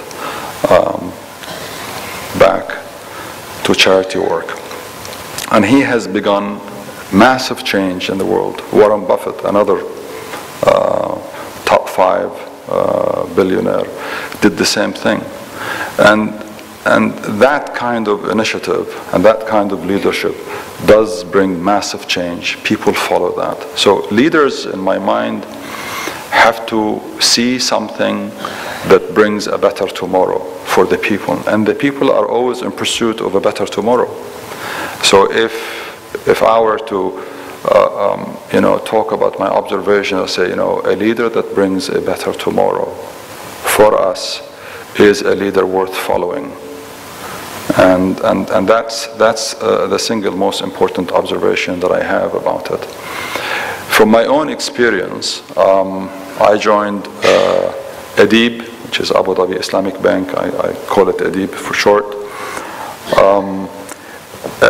When I looked at ADIB, and I was at that time I was with Citigroup, 25 years with them, and I said, you know, this is an interesting opportunity, and what I saw in it was not a better package of compensation or better prestige. What I saw in it was an opportunity to create a better financial institution. This part of the world for the last few hundred years has exported, other than oil and gas, nothing. And we have the Islamic finance model. This is the only thing this part of the world has been able to create, aside from oil and gas, which is God-gifted. The only thing that we've been able to bring about that looked kind of successful, and it had elements of sustainability. And I said, that's an interesting thing. Let me look at this and let me embrace this. And what I wanted to do with ADIB is create a role model financial institution that represented the Islamic banking business model. So I wanted to create a role model that will be something that the community of Islamic financial institutions will look up to and say, this is how we want to be. ADIB, when I joined them in the first quarter of 2008, we did at that time a survey to see how we stood in the market in terms of customer service. The survey was conducted by an independent third party. They do that annually for all the banks, all the financial institutions. That year they surveyed 24 institutions. We ranked number 23 in terms of customer service capability. Number 24 had been in the country for 6 months only, so they shouldn't really have used them. We were basically the worst in customer service. And today, for 3 years running, we are the best customer service bank in the country among 51 competing banks. And to bring that change in ADIB for me was a major challenge. How do you bring change with an institution that you want to create a role model out of? How do you bring change? Where do you start? To me, I wanted to start first with customer service. In 2005, I think it was, McKinsey issued a report saying that Islamic banks have high credibility in terms of their ethical standards and what they stand for. Conventional banks that provide Islamic banking services have high credibility in terms of service excellence. Islamic banks have a low credibility in terms of service, and conventional banks have a low credibility in terms of what they stand for. To them, it's just a business to provide Islamic banking products, because you either believe in the values of Islamic banking or you don't. This is not just to make money. And I said, you know what I'm going to do? I'm going to bring the best of both worlds in this bank. We have high credibility on our values. The customer says that. And I'm going to bring the best customer service conventional banks have. And I had to sell that to my team. I had a town hall, invited to it 1,000 people, included in that the leadership platform, which at that time were about 100. And I wanted to give them a vision of a better tomorrow. How ADIB, which many customers were loyal to in terms of its values and principles, but many customers complained about its service, how ADIB can be the number one in both. Bring the best of both worlds together and join them and create an unbeatable value proposition. And the turning point in talking with the people was to bring an element of their upbringing. This is an Arab bank, an Islamic bank, and in the Arab culture, hospitality is very important. this is really, really part of the culture, and you have lots of poetry about hospitality. And I said to them, if I come to your house, how would you treat me? And obviously, the answer was pretty obvious. If you are in your office and I come to visit you in your office, why are you so different? Why do you change? Why do you have a different Jekyll and Hyde personality? Why in your house are you so good? And in your office, where you spend the same amount of time, you have such a lousy service indicator. And I said, do we have split personalities? Why can't you treat your office as you treat your home? When I come to your office, please think of me as your guest. And that was an emotional point I had to find. And when I'm talking to the people, how can I make them turn that angle? And it was extremely powerful. It was very simple, but very powerful. Today, the challenge I face in Adib is I think we have accomplished a lot. We're 3 times the size we used to be in 2008. We have so many awards as the best this, the best that. But the challenge I face is, you want to be a role model bank in a small region, it doesn't make sense. If I look at the share of Islamic finance in the UAE, it's about 20% going to 25%. And I predict it will be 50% by the end of this decade. We're doing very well in the GCC. But if I look at it globally, what is the percentage that we have? It's nothing. It's a statistical error almost. So, well, why is this? I mean, we're not preaching religion. We're not trying to convert anyone. This is a business. And it's an ethical business. And after the financial crisis in 2008, you would think that everybody in the world will come running towards an ethical business, embrace it. Regulators and customers and shareholders say, this is what we want to do. Why can't we make that leap? And the challenge I face right now is to deal with the guardians of the values and the principles, the scholars who they consider themselves the guardians of this industry, and try and make them see the opportunity that I see is my biggest challenge, is to make them see that this angle that you can switch and this business model all of a sudden opens up its gates, and you can see yourself having 20% market share, not just here, everywhere. There is a convergence in the world between what I would call ethical banks, Islamic banks, and conventional banks. And that convergence is taking place because the customers and the regulators are pushing us together, closer together. Regulation around the world is bringing the basics back into the business. And the basics are basically ethically constructed in the glue is ethics inside, it's not mathematics. What makes it come together, the value, is all about ethical principles.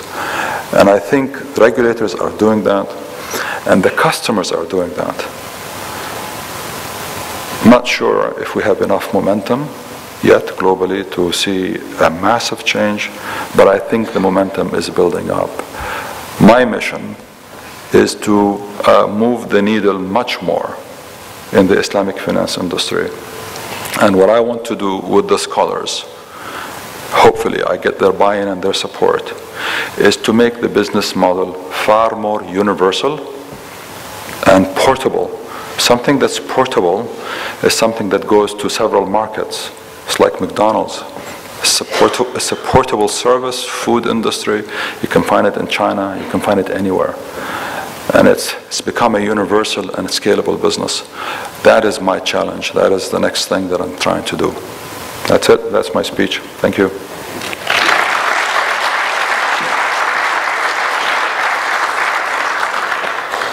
Do I go back?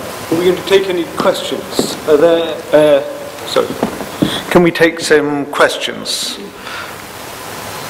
Any questions for Tuad? Yes, we have one question here. Hello, marhaba. I think if you wait a minute, we'll have a microphone for you. A microphone has just come. My name is Faraj, and I'm a lawyer. You mentioned the important role that a regulator will play in creating the culture for Islamic finance. Do you see that there is that good initiative in the UAE on the part of the regulator, encouraging the legal platform for Islamic finance in particular? Thank you. Thanks. I think the UAE is a pioneering country. There is a law that governs Islamic finance here. It's a federal law, so that's a good start. And it's a pioneering country, so they were the earliest in this. There is an expectation out there is that, things have to be totally standardized and, everybody plays by the same prescription in Islamic finance. And many people have this and talk about it. And I say, well, that's really an unrealistic expectation. And I don't think regulatory support will bring that expectation to realization.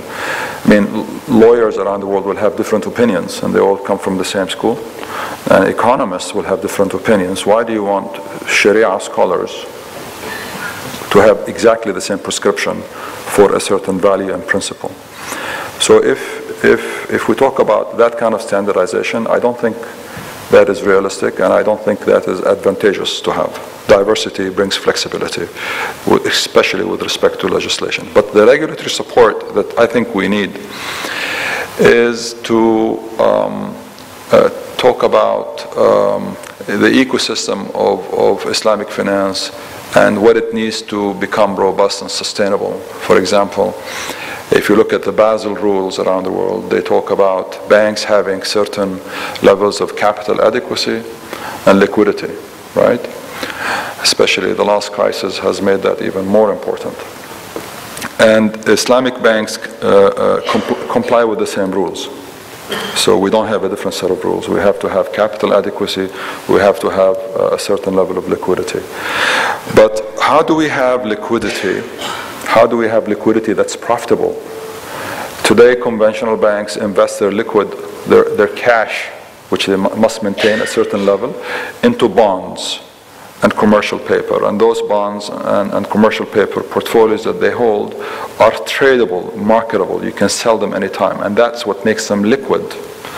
But they earn money. So a conventional bank can put its liquidity in tradable fixed rate instruments issued by sovereigns or parastatals or fantastic companies around the world that have good investment grade ratings.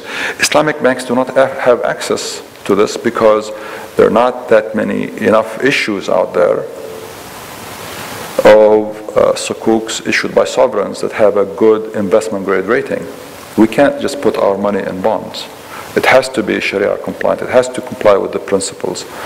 So what we need from the regulators to do is not bring regulation in the UAE. We need them to promote more, the creation of instruments that complete the ecosystem.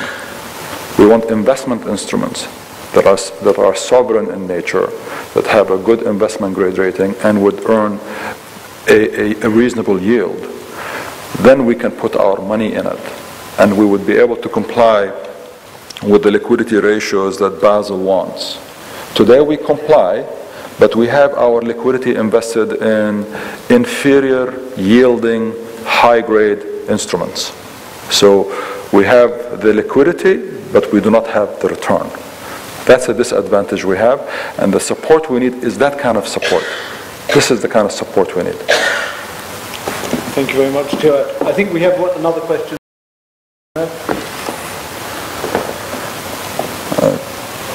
Very interesting talk.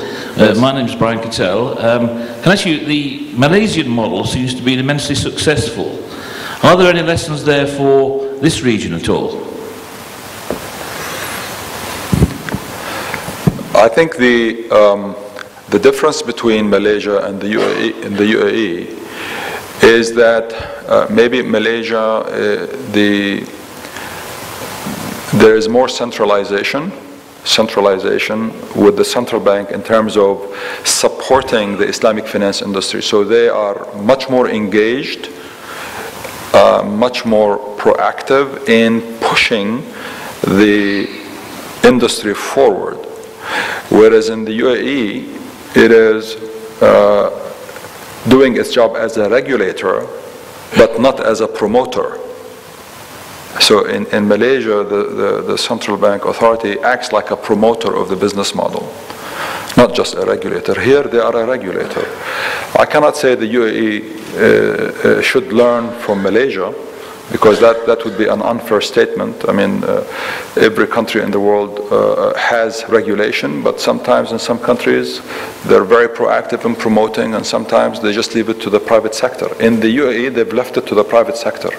So it is us, the private sector, that has to promote the business model. I think, you know, I prefer the private sector to be left alone in promoting its business, but I would like a more proactive support in improving the environment, the ecosystem that Islamic banks need to operate within.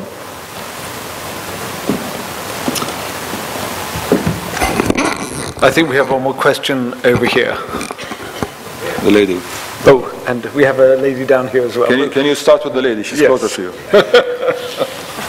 Thank you. I was talking about from the beginning. Yes, thank you. My name is Claire Woodcraft-Scott. I'm the CEO of Emirates Foundation. When we talk of, where we work with youth, I should say, we talk about leadership and business. One of the most critical areas that we see as Emirates Foundation for growing young leaders is helping them to navigate the language of finance. I personally find it shocking that we still don't teach financial literacy in schools. We expect people to navigate a highly complex world where finance is very important.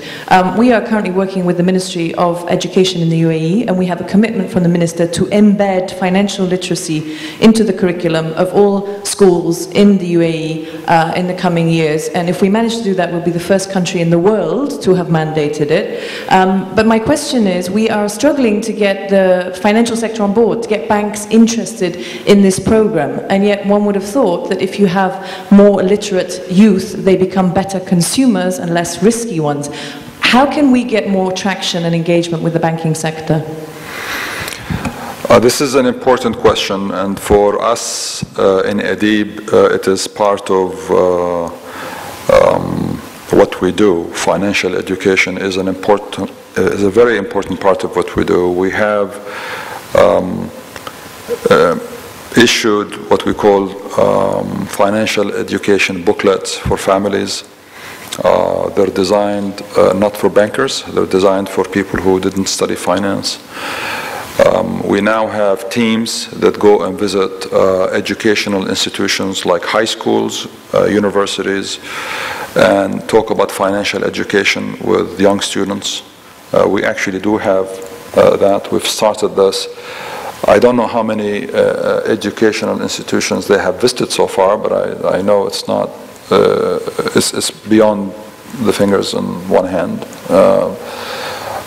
It's not easy because it requires enormous effort to do that, and it requires a willing partner on the other side. You want the institutions to embrace this and to invite financial institutions to engage. So far we've been lucky. The institutions that we have contacted have been welcoming, and we have been able to deliver in classroom environments what I would call our share of financial literacy. I don't think that's enough. I think we need to do more. But financial literacy is not just about teaching people about numbers. I think there is a need to talk about you know, how households manage their finances in general. It's a culture issue. This market is a very open market. It's a very competitive market. It's heavily influenced by the West in the way, you know, it's a consumption-based economy. Everybody's out there spending money and having a good time. So the West has had a huge influence in this area in many, many positive ways. But this is one of the areas we need to kind of you know, pay attention to. So financial literacy itself is not enough. I think it's more of a, you know, the way people think and the way they look at financial planning for the future. We do not have, for example, I mean, this is a country that has 80% expats. some people say 75, I'm not sure. I don't know what the exact number is, but it's really high when you're close to 80%. And we do not have a pension scheme for expats. We do not have, not as a government, but companies, they don't provide pension schemes for expatriates who come here fairly young and leave fairly old. And if they were not smart investors, they could have basically blown their life savings, and they're like 70, 80 years old, and they have nothing to show for it. So there is a lot to be done here, not just financial education. There's a whole set of things that we need to do. I know that there are a number of further questions, but I wonder if you can take these up with Tuad over lunch, because it's important that we keep to schedule. So would you please join me in thanking Tuad very much for his exposition on leadership. Thank you. And we're now going to move on to the next panel session, which is led by Professor Gross.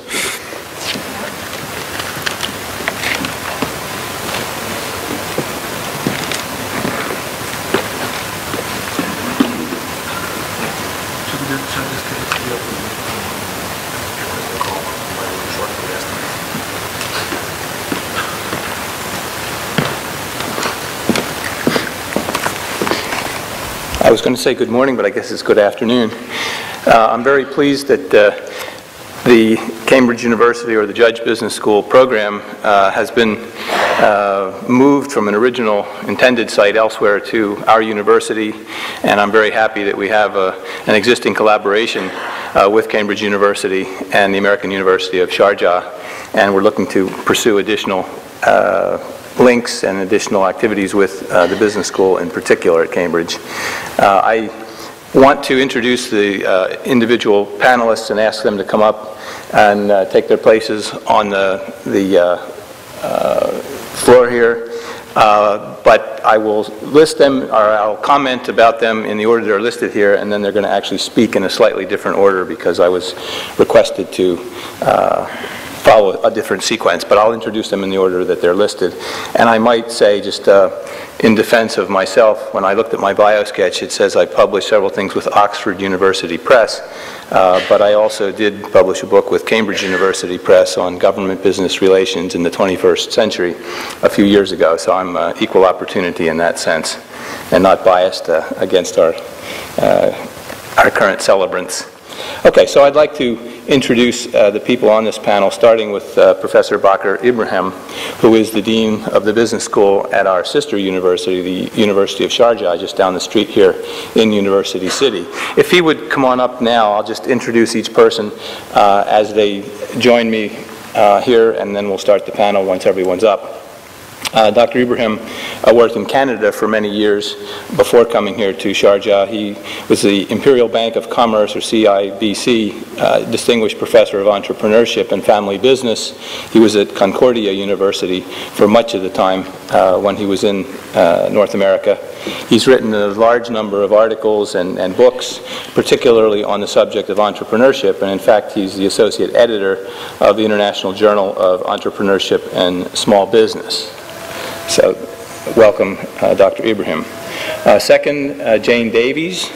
Dr. Jane Davies, who's a university lecturer in operations management at the Judge School at Cambridge.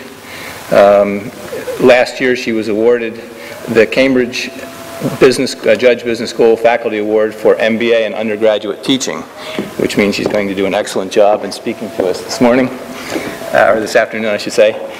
She's published widely as well. She's published in the leading journal of entrepreneurship, the Journal of Business Venturing. She has a doctorate in business administration from Boston University and has a wide range of research interests. Next, Peter Hiscox, who is our coordinator of the entire program today. He is as he mentioned to you when he introduced himself at the beginning of the morning, the chief executive of the business school's executive education area, but also a professor in the business school. He's himself an entrepreneur. He's founded 8 companies himself. He's also a business angel, investing in small businesses with good perspectives for future growth and success. He teaches innovation management and entrepreneurship at the Judge School. He's been the director of the Small Business Development Center, or Cambridge Enterprise Center, and again has done extensive work in the entrepreneurship area. Next, Kamal Munir, whose title is Reader in Strategy and Policy, and he's head of the Strategy International Business Group at the Judge Business School. His interests are in innovation and technological shifts in society. He's also interested in competitive advantage of nations, which will be, I think, an interesting little piece of what he may comment on when we think of a small nation such as this one, looking for competitive advantages in international competition or international markets. He's published widely, including in the leading journal in management, the Academy of Management Journal. He's also interested in corporate governance and has consulted widely for companies, for the government of Pakistan, the government of Thailand, and a variety of others. Next, I'd like to introduce Karim Nassif, who is a director of infrastructure finance at Standard & Poor's. He's been with Standard & Poor's for almost 10 years. He's based in Dubai now, and again, he's the head of the infrastructure, or he's a director of the infrastructure finance team. His focus, as you might guess, is on oil and gas, but he also is interested in Islamic finance, and he will talk a bit about that in his time in doing this presentation. He worked at Societe Generale before joining Standard & Poor's. And finally, Celine Schreiber, who works here at the university, but in a separate initiative that the Jaffer family supported called the Pearl Initiative. I think she'll tell a little bit about that when she has her chance. She's director of, or she's head of development and management of research-based programs here in the region. She worked with Ernst & Young corporate finance before she joined the Pearl Initiative, and her interest is in improving governance standards in the region. She has an MBA from the Instituto de Empresa Business School, where I taught a few years ago before coming here over a wide range of places that were stopped in between. Okay, so I'm very happy to have the whole group of panelists with us this afternoon. Obviously, it's a large group. I've asked each person to try to keep himself or herself to 7 minutes of presentation. We will hopefully have some time at the end for interaction with the audience. I will not ask any questions. I would like to go right to questions that you may have if indeed we have time at the end. So the sequence is going to be Kamal Munir will speak first, Bakr Ibrahim second, Jane Davies third, Karim Nassif fourth, Celine Schreiber fifth, and Peter Hiscox will close the session and the conference. So without further ado, Kamal.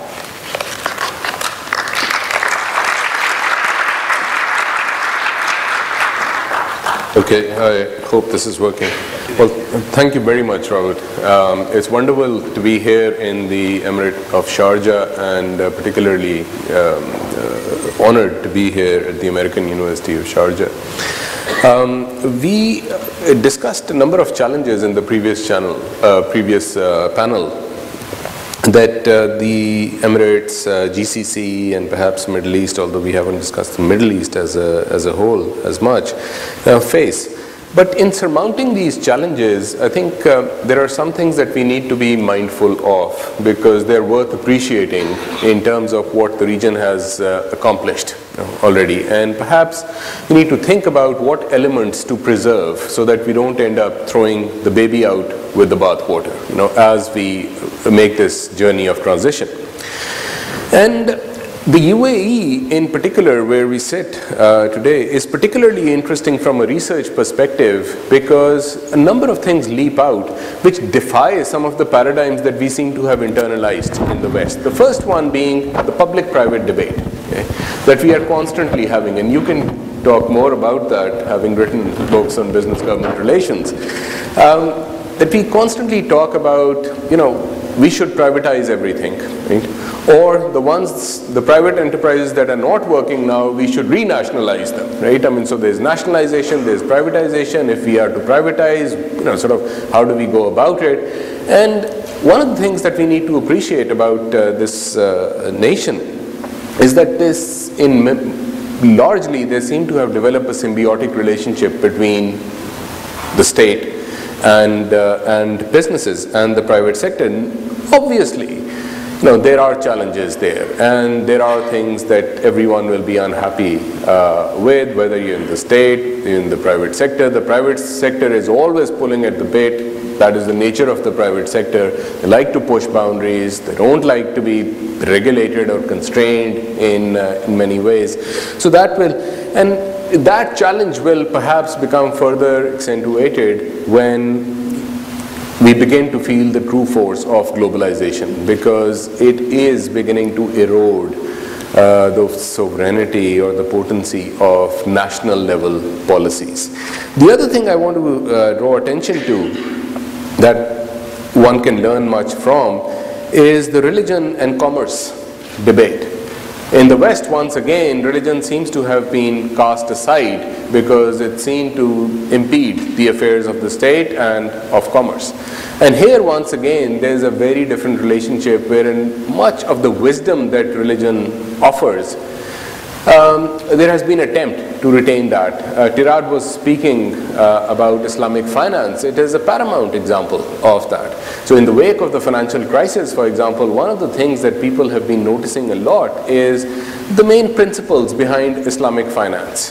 That you cannot make money on money, which rules out derivatives. You cannot sell things that you don't own, and so on, and you have to invest in projects that are ethical, and so on. There are so many positive externalities of such a model. Obviously, as Tirad pointed out, some of the challenges, there are a number of challenges that remain as these businesses, these banks step out of erstwhile, you could say, protected markets, where a number of them had a cushy life, and move into more competitive markets and start competing with conventional financial institutions in markets like London or New York.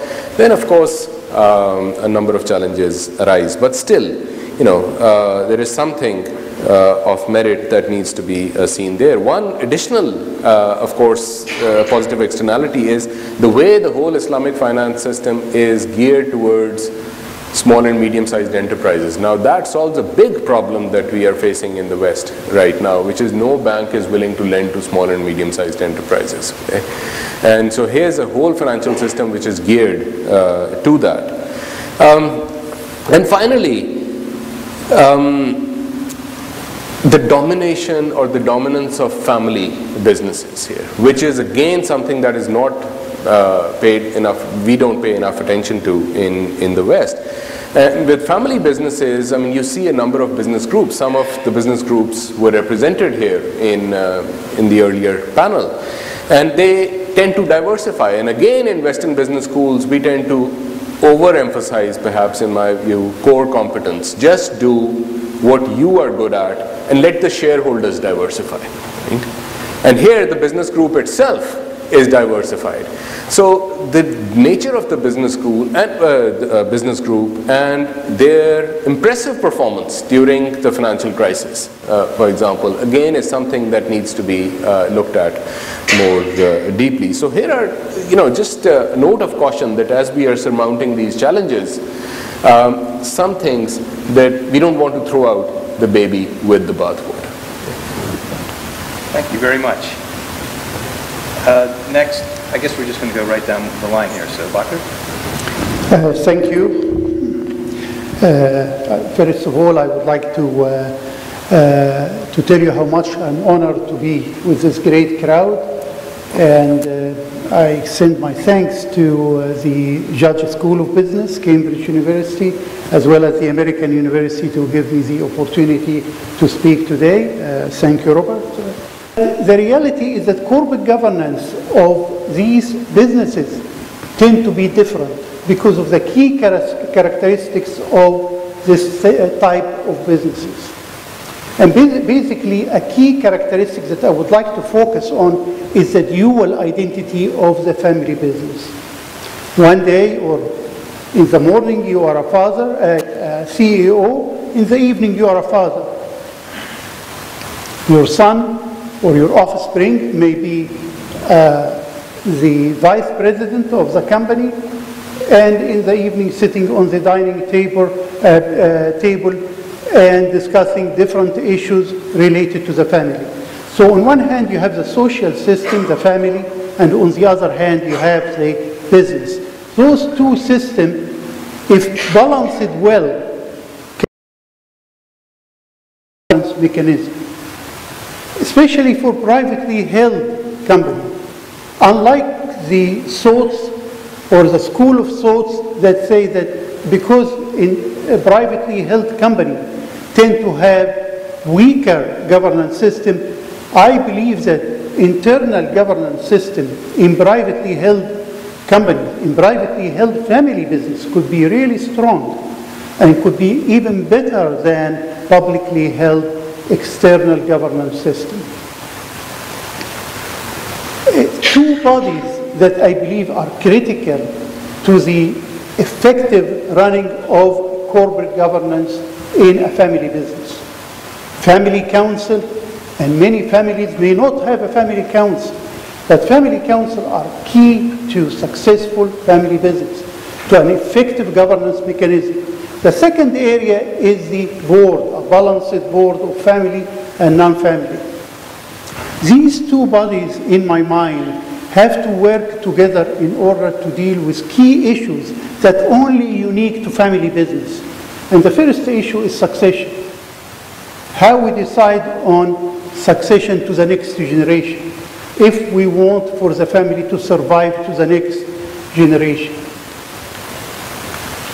Remember always that the survival rate in family business is very low. Only 13% survive to the third generation.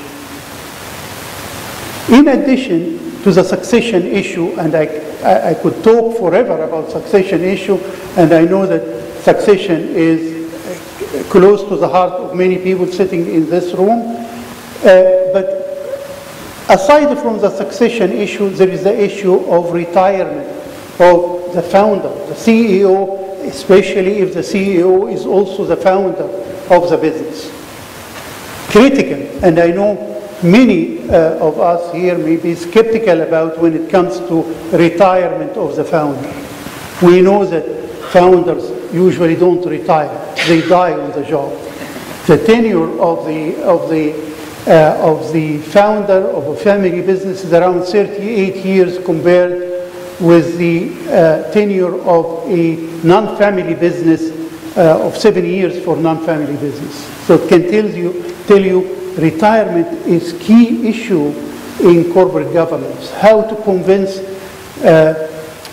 the founder of the family business, after he built this baby, his business, and became attached to it and became part of his livelihood and his being, how he could tell him to retire to the next generation, be it a son or a daughter or even a professional management. Very, very difficult issue. Issues related to compensation of family members or blood-related members working in the family business are key also to corporate governance. I don't know if I've taken my 7 minutes. I still have 2 minutes.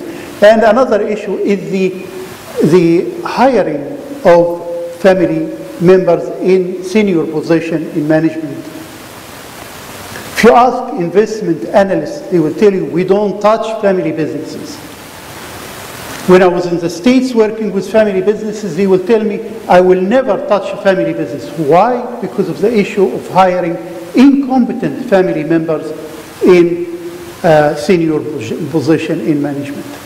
But all these could be really dealt with if you have a balanced system, dual system, that maintain both the family and the business in a more balanced way. Thank you. Thank you very much. Jane?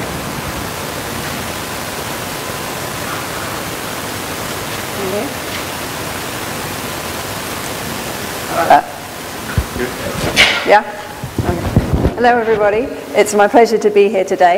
I thought I would frame my comments around something Mr. Mahmood said about customer service and thinking about how organizations deliver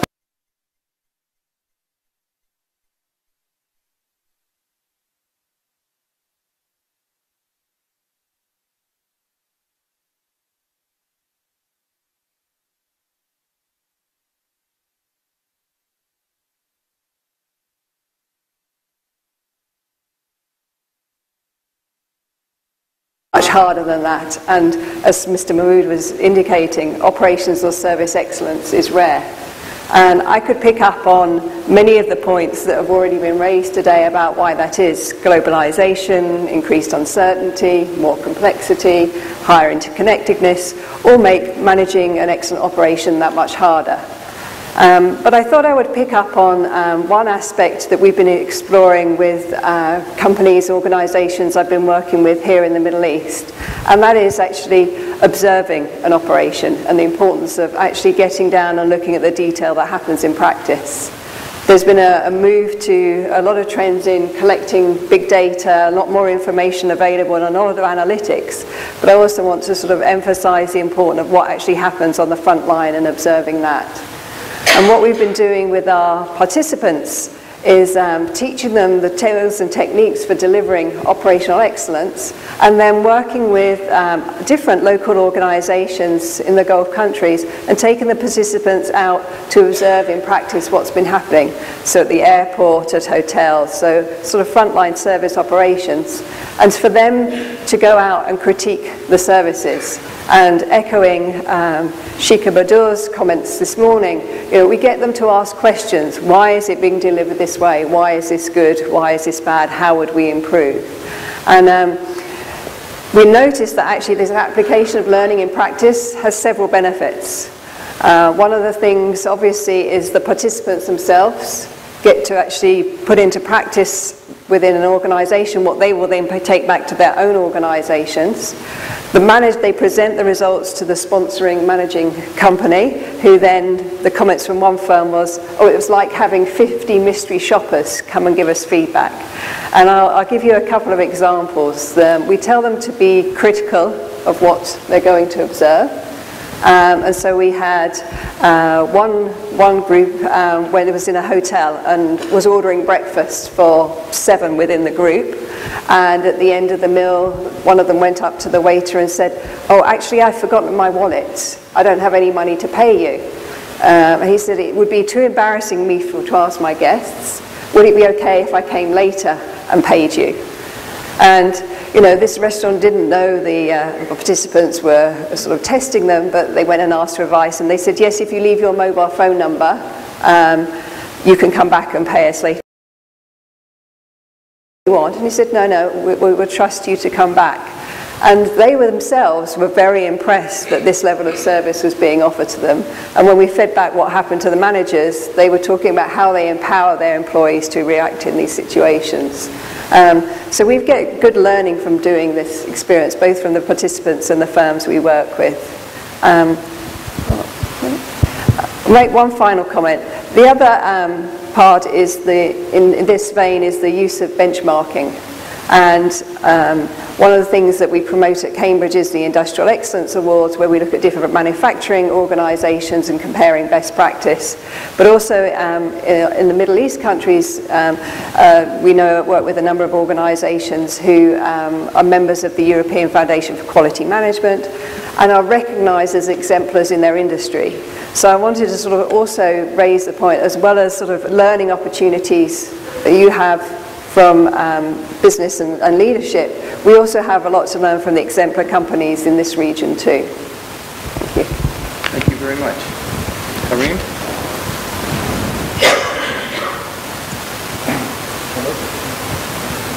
I think it's just a switch on the top. Hello? Hello?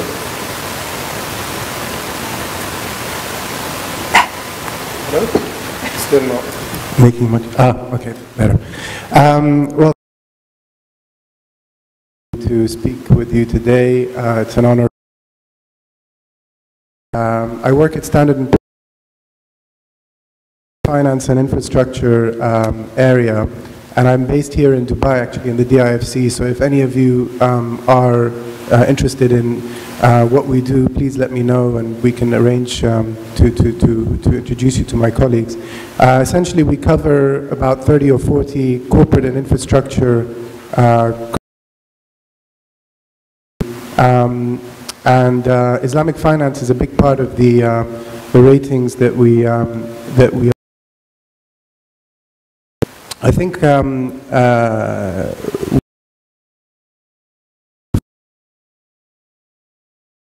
we delivered has been more and more interest in the sukuk market. I want to touch a little bit on some of the comments that were made and maybe build a little bit on some thoughts. We started by talking about the medium-sized market and the opportunities. I think let me try and blend the two ideas together. I think there's a huge opportunity in terms of growth for this region, in terms of greater participation from the family businesses indeed, and also Islamic finance to be part of that opportunity. So we talked about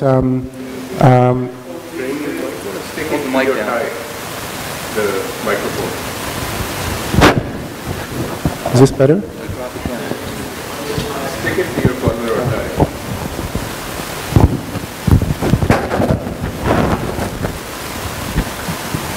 Is this here? You hear it here? Yeah. So, I mean, we think that the next opportunity is how do you up-tier these medium-sized players? What are the opportunities?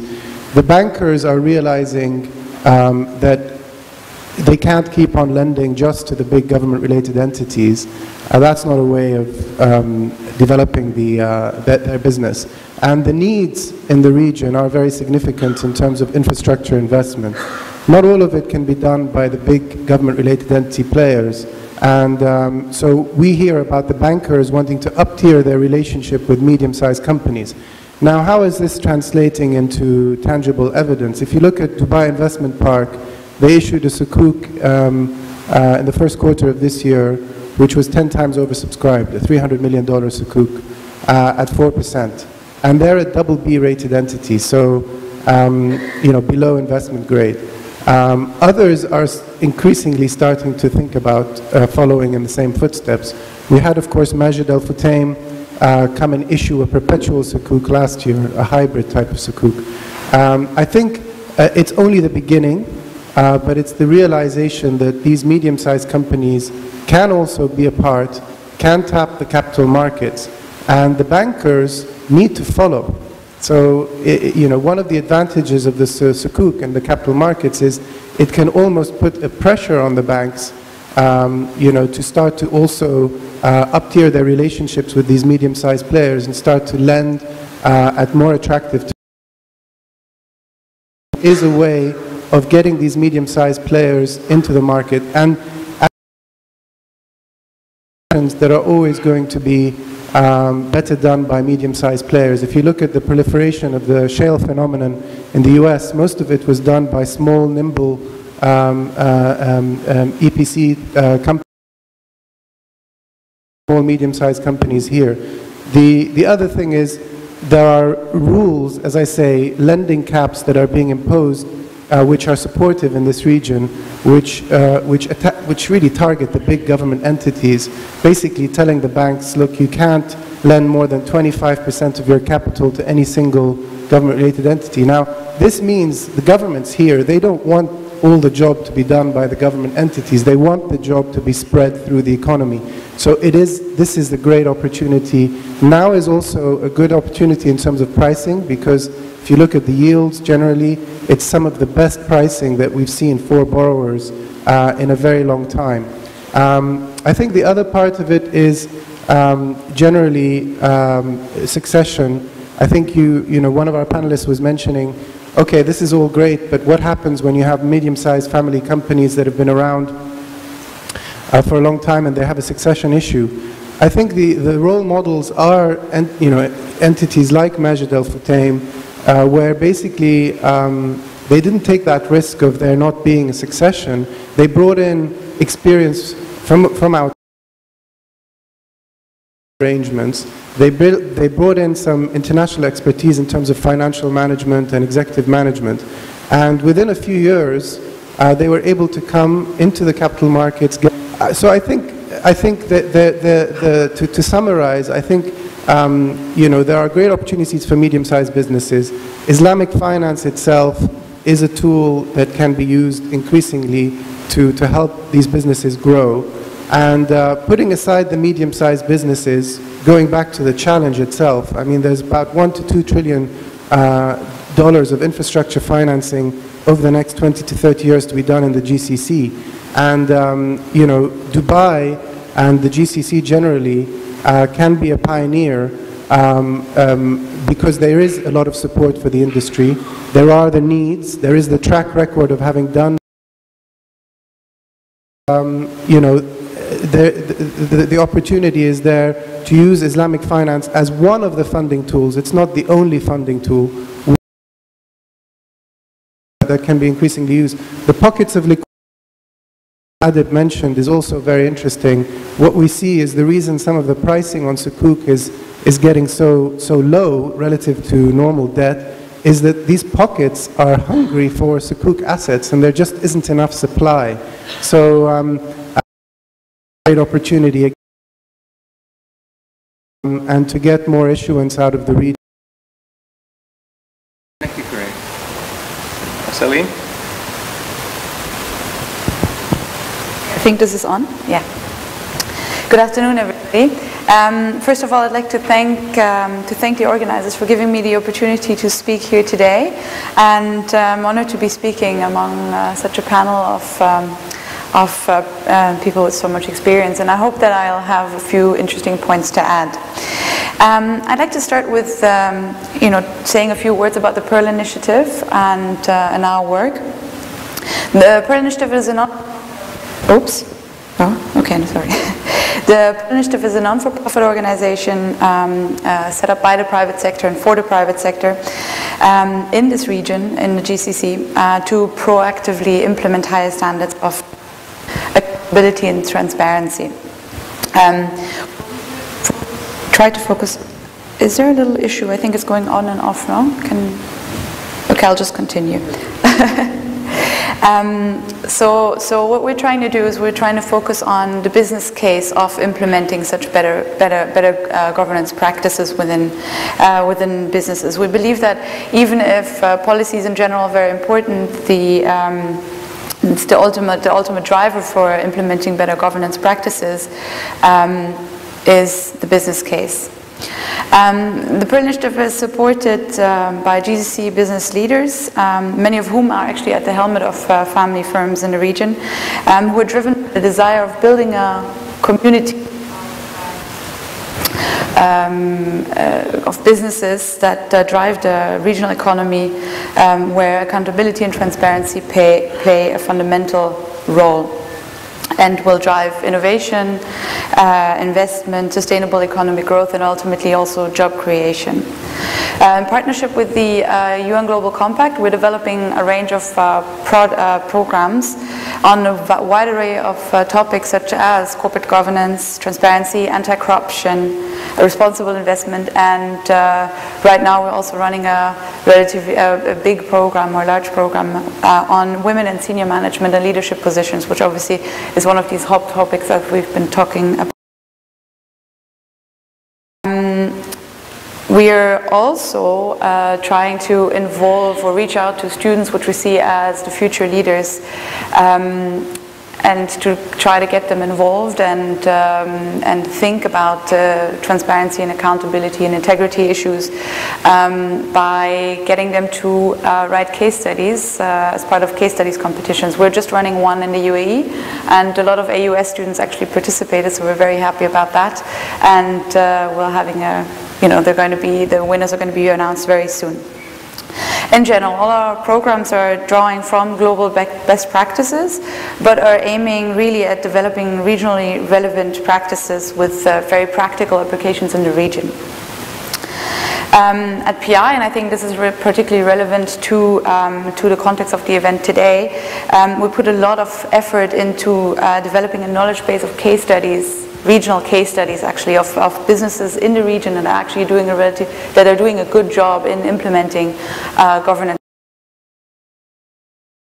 And with that, by sharing these case studies, we're hoping to influence thinking and behavior among businesses and improve the standards in the region. And at the end, ultimately also provide teaching cases for universities in the region. Since this panel deals with corporate governance in the private sector, I was thinking of sharing some thoughts about recent research that we've been doing about family firms in the region. But now, obviously, some of my co-panelists have already mentioned quite a few of these points, so I'm just going to try to shorten them and just talk about a few of the key findings that we've had. I'm drawing the points that I want to make from two pieces of research. The first one being a survey that Pearl Initiative has done a bit over a year ago, where we interviewed over 100 family firms in the GCC about their governance practices. And more recently, which is something I've been involved in over the last few months, was a program where we reached out to 5 family firms in the region and wrote case studies about their journey of implementing good governance practices within their firms. Interestingly enough, Majd al-Futtaim being one of them, and what Karim has just mentioned, the improved governance, better boards, etc., were some of the key things that were mentioned in this case study. As Professor Abu Bakr has mentioned before, family firms are the backbone of the region's economy, and therefore their survival over several generations is key for the economic development and sustainability in the region, and therefore, which is where the governance, the corporate governance part comes. Governance. Yes, in the region, family businesses are built around trust and relationships and the vision and the culture of the founder, and these are things that have been helping these companies to grow over several decades now. With these companies being, many of the family business being super regional, or even being large conglomerates active in different industries, being active in different companies, this is changing a bit, and business leaders in the region, as our research has shown, have realized some time ago already that stronger governance systems are required in order to ensure continuity of their businesses. What they're really focusing on at the moment is really the effective implementation of best practice governance structures within the organizations. Now, on the business side, I mean, there are two sides of the story. There's the family governance side and the business governance side, as Professor Abu Bakr has already mentioned before. So the implementation, we see more and more implementation of stronger boards that are that have various backgrounds, that are not only from family firms but also that are also from outside, who are experts from outside.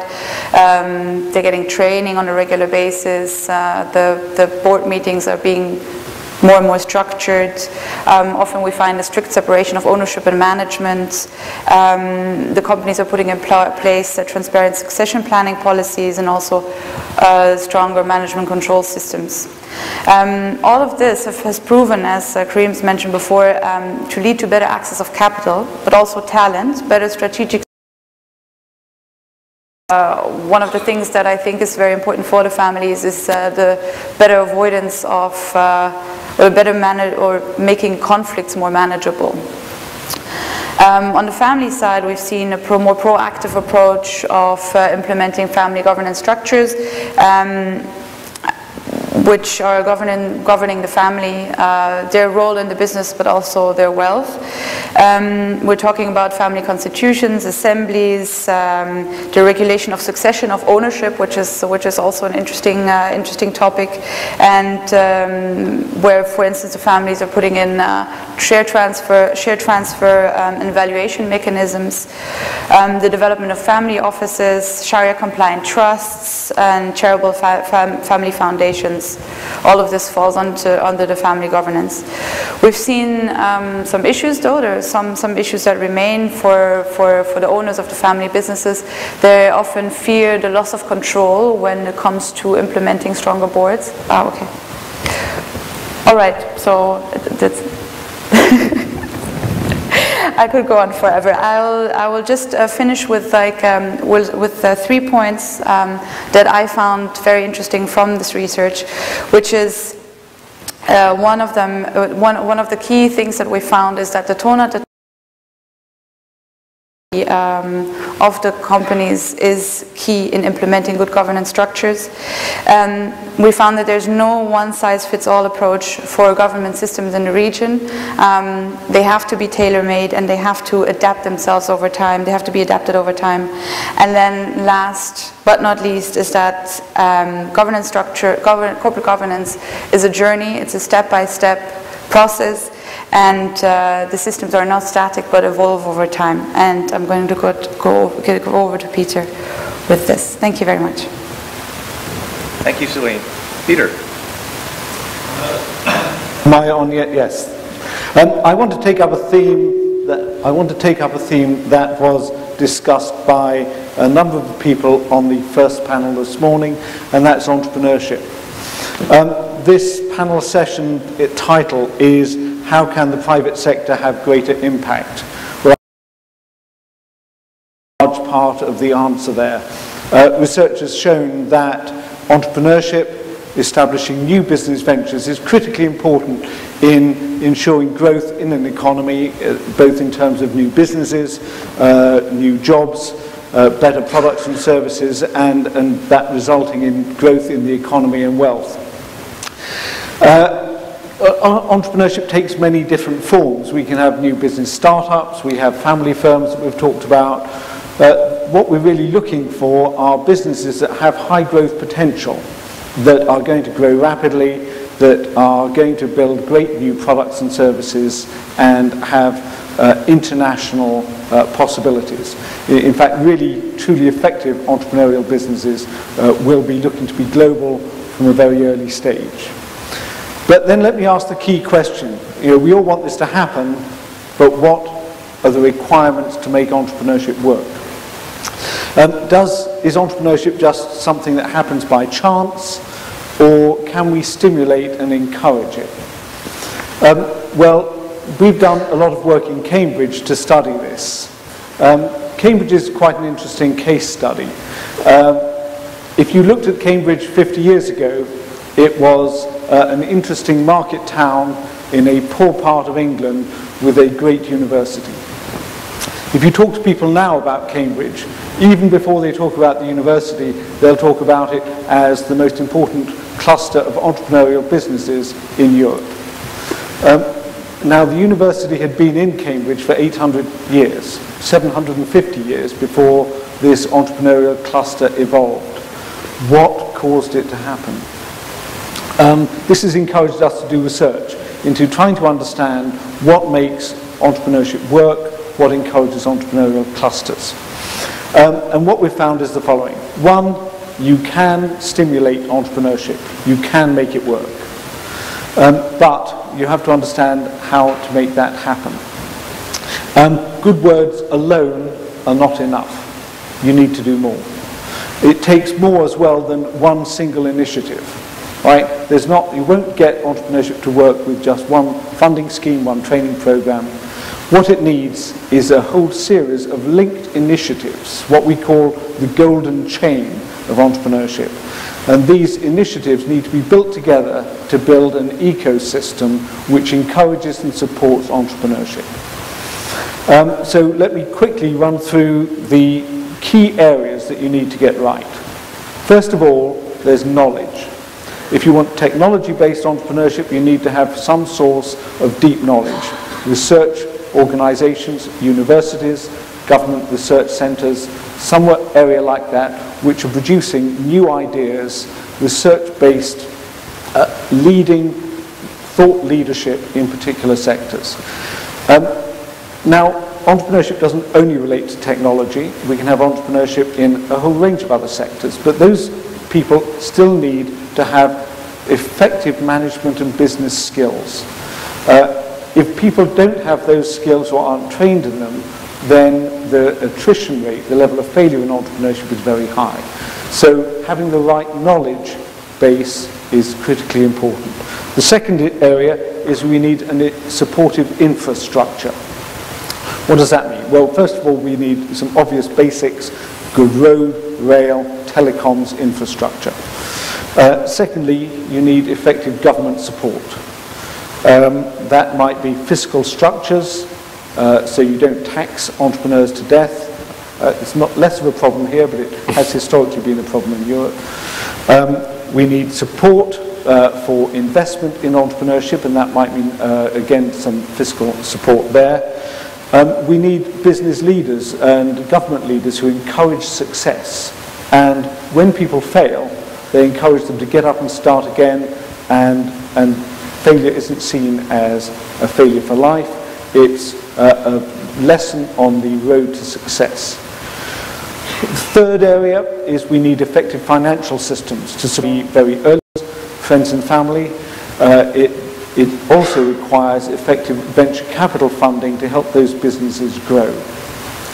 And the investment systems need to make sure we've got corporate structures and ownership structures which support and encourage the formation of new ventures and investment in them. And finally, and maybe most importantly, we need effective education and support for new business ventures. Most of us do not have our DNA coded for being an entrepreneur or for understanding how marketing, finance, customer support works. We have to learn it. We can learn it by trial and error, and this is where businesses go wrong. Or we can learn it by teaching, training, mentoring, support, coaching. And if we put in place those systems, we find that we increase the success rate of businesses by 4 or 5 times. So having effective education is critically important for the success of businesses. And we can go further by having business incubators, business accelerators, putting seed funds linked to business incubators. All of these things make entrepreneurship work much better. So in summary, you can encourage entrepreneurship and make it much more successful, but you need to do the right things. It requires strong leadership, and it also takes time. You can't build an entrepreneurial cluster in a matter of weeks. In Cambridge, it's taken us 30, 40 years to really have a world-leading centre. So my question is, what's needed to further accelerate entrepreneurship here in the UAE? Well, that's one of the questions I hope we're going to be answering with the Middle East Leadership Research Centre. Thank you. Thank you, Peter.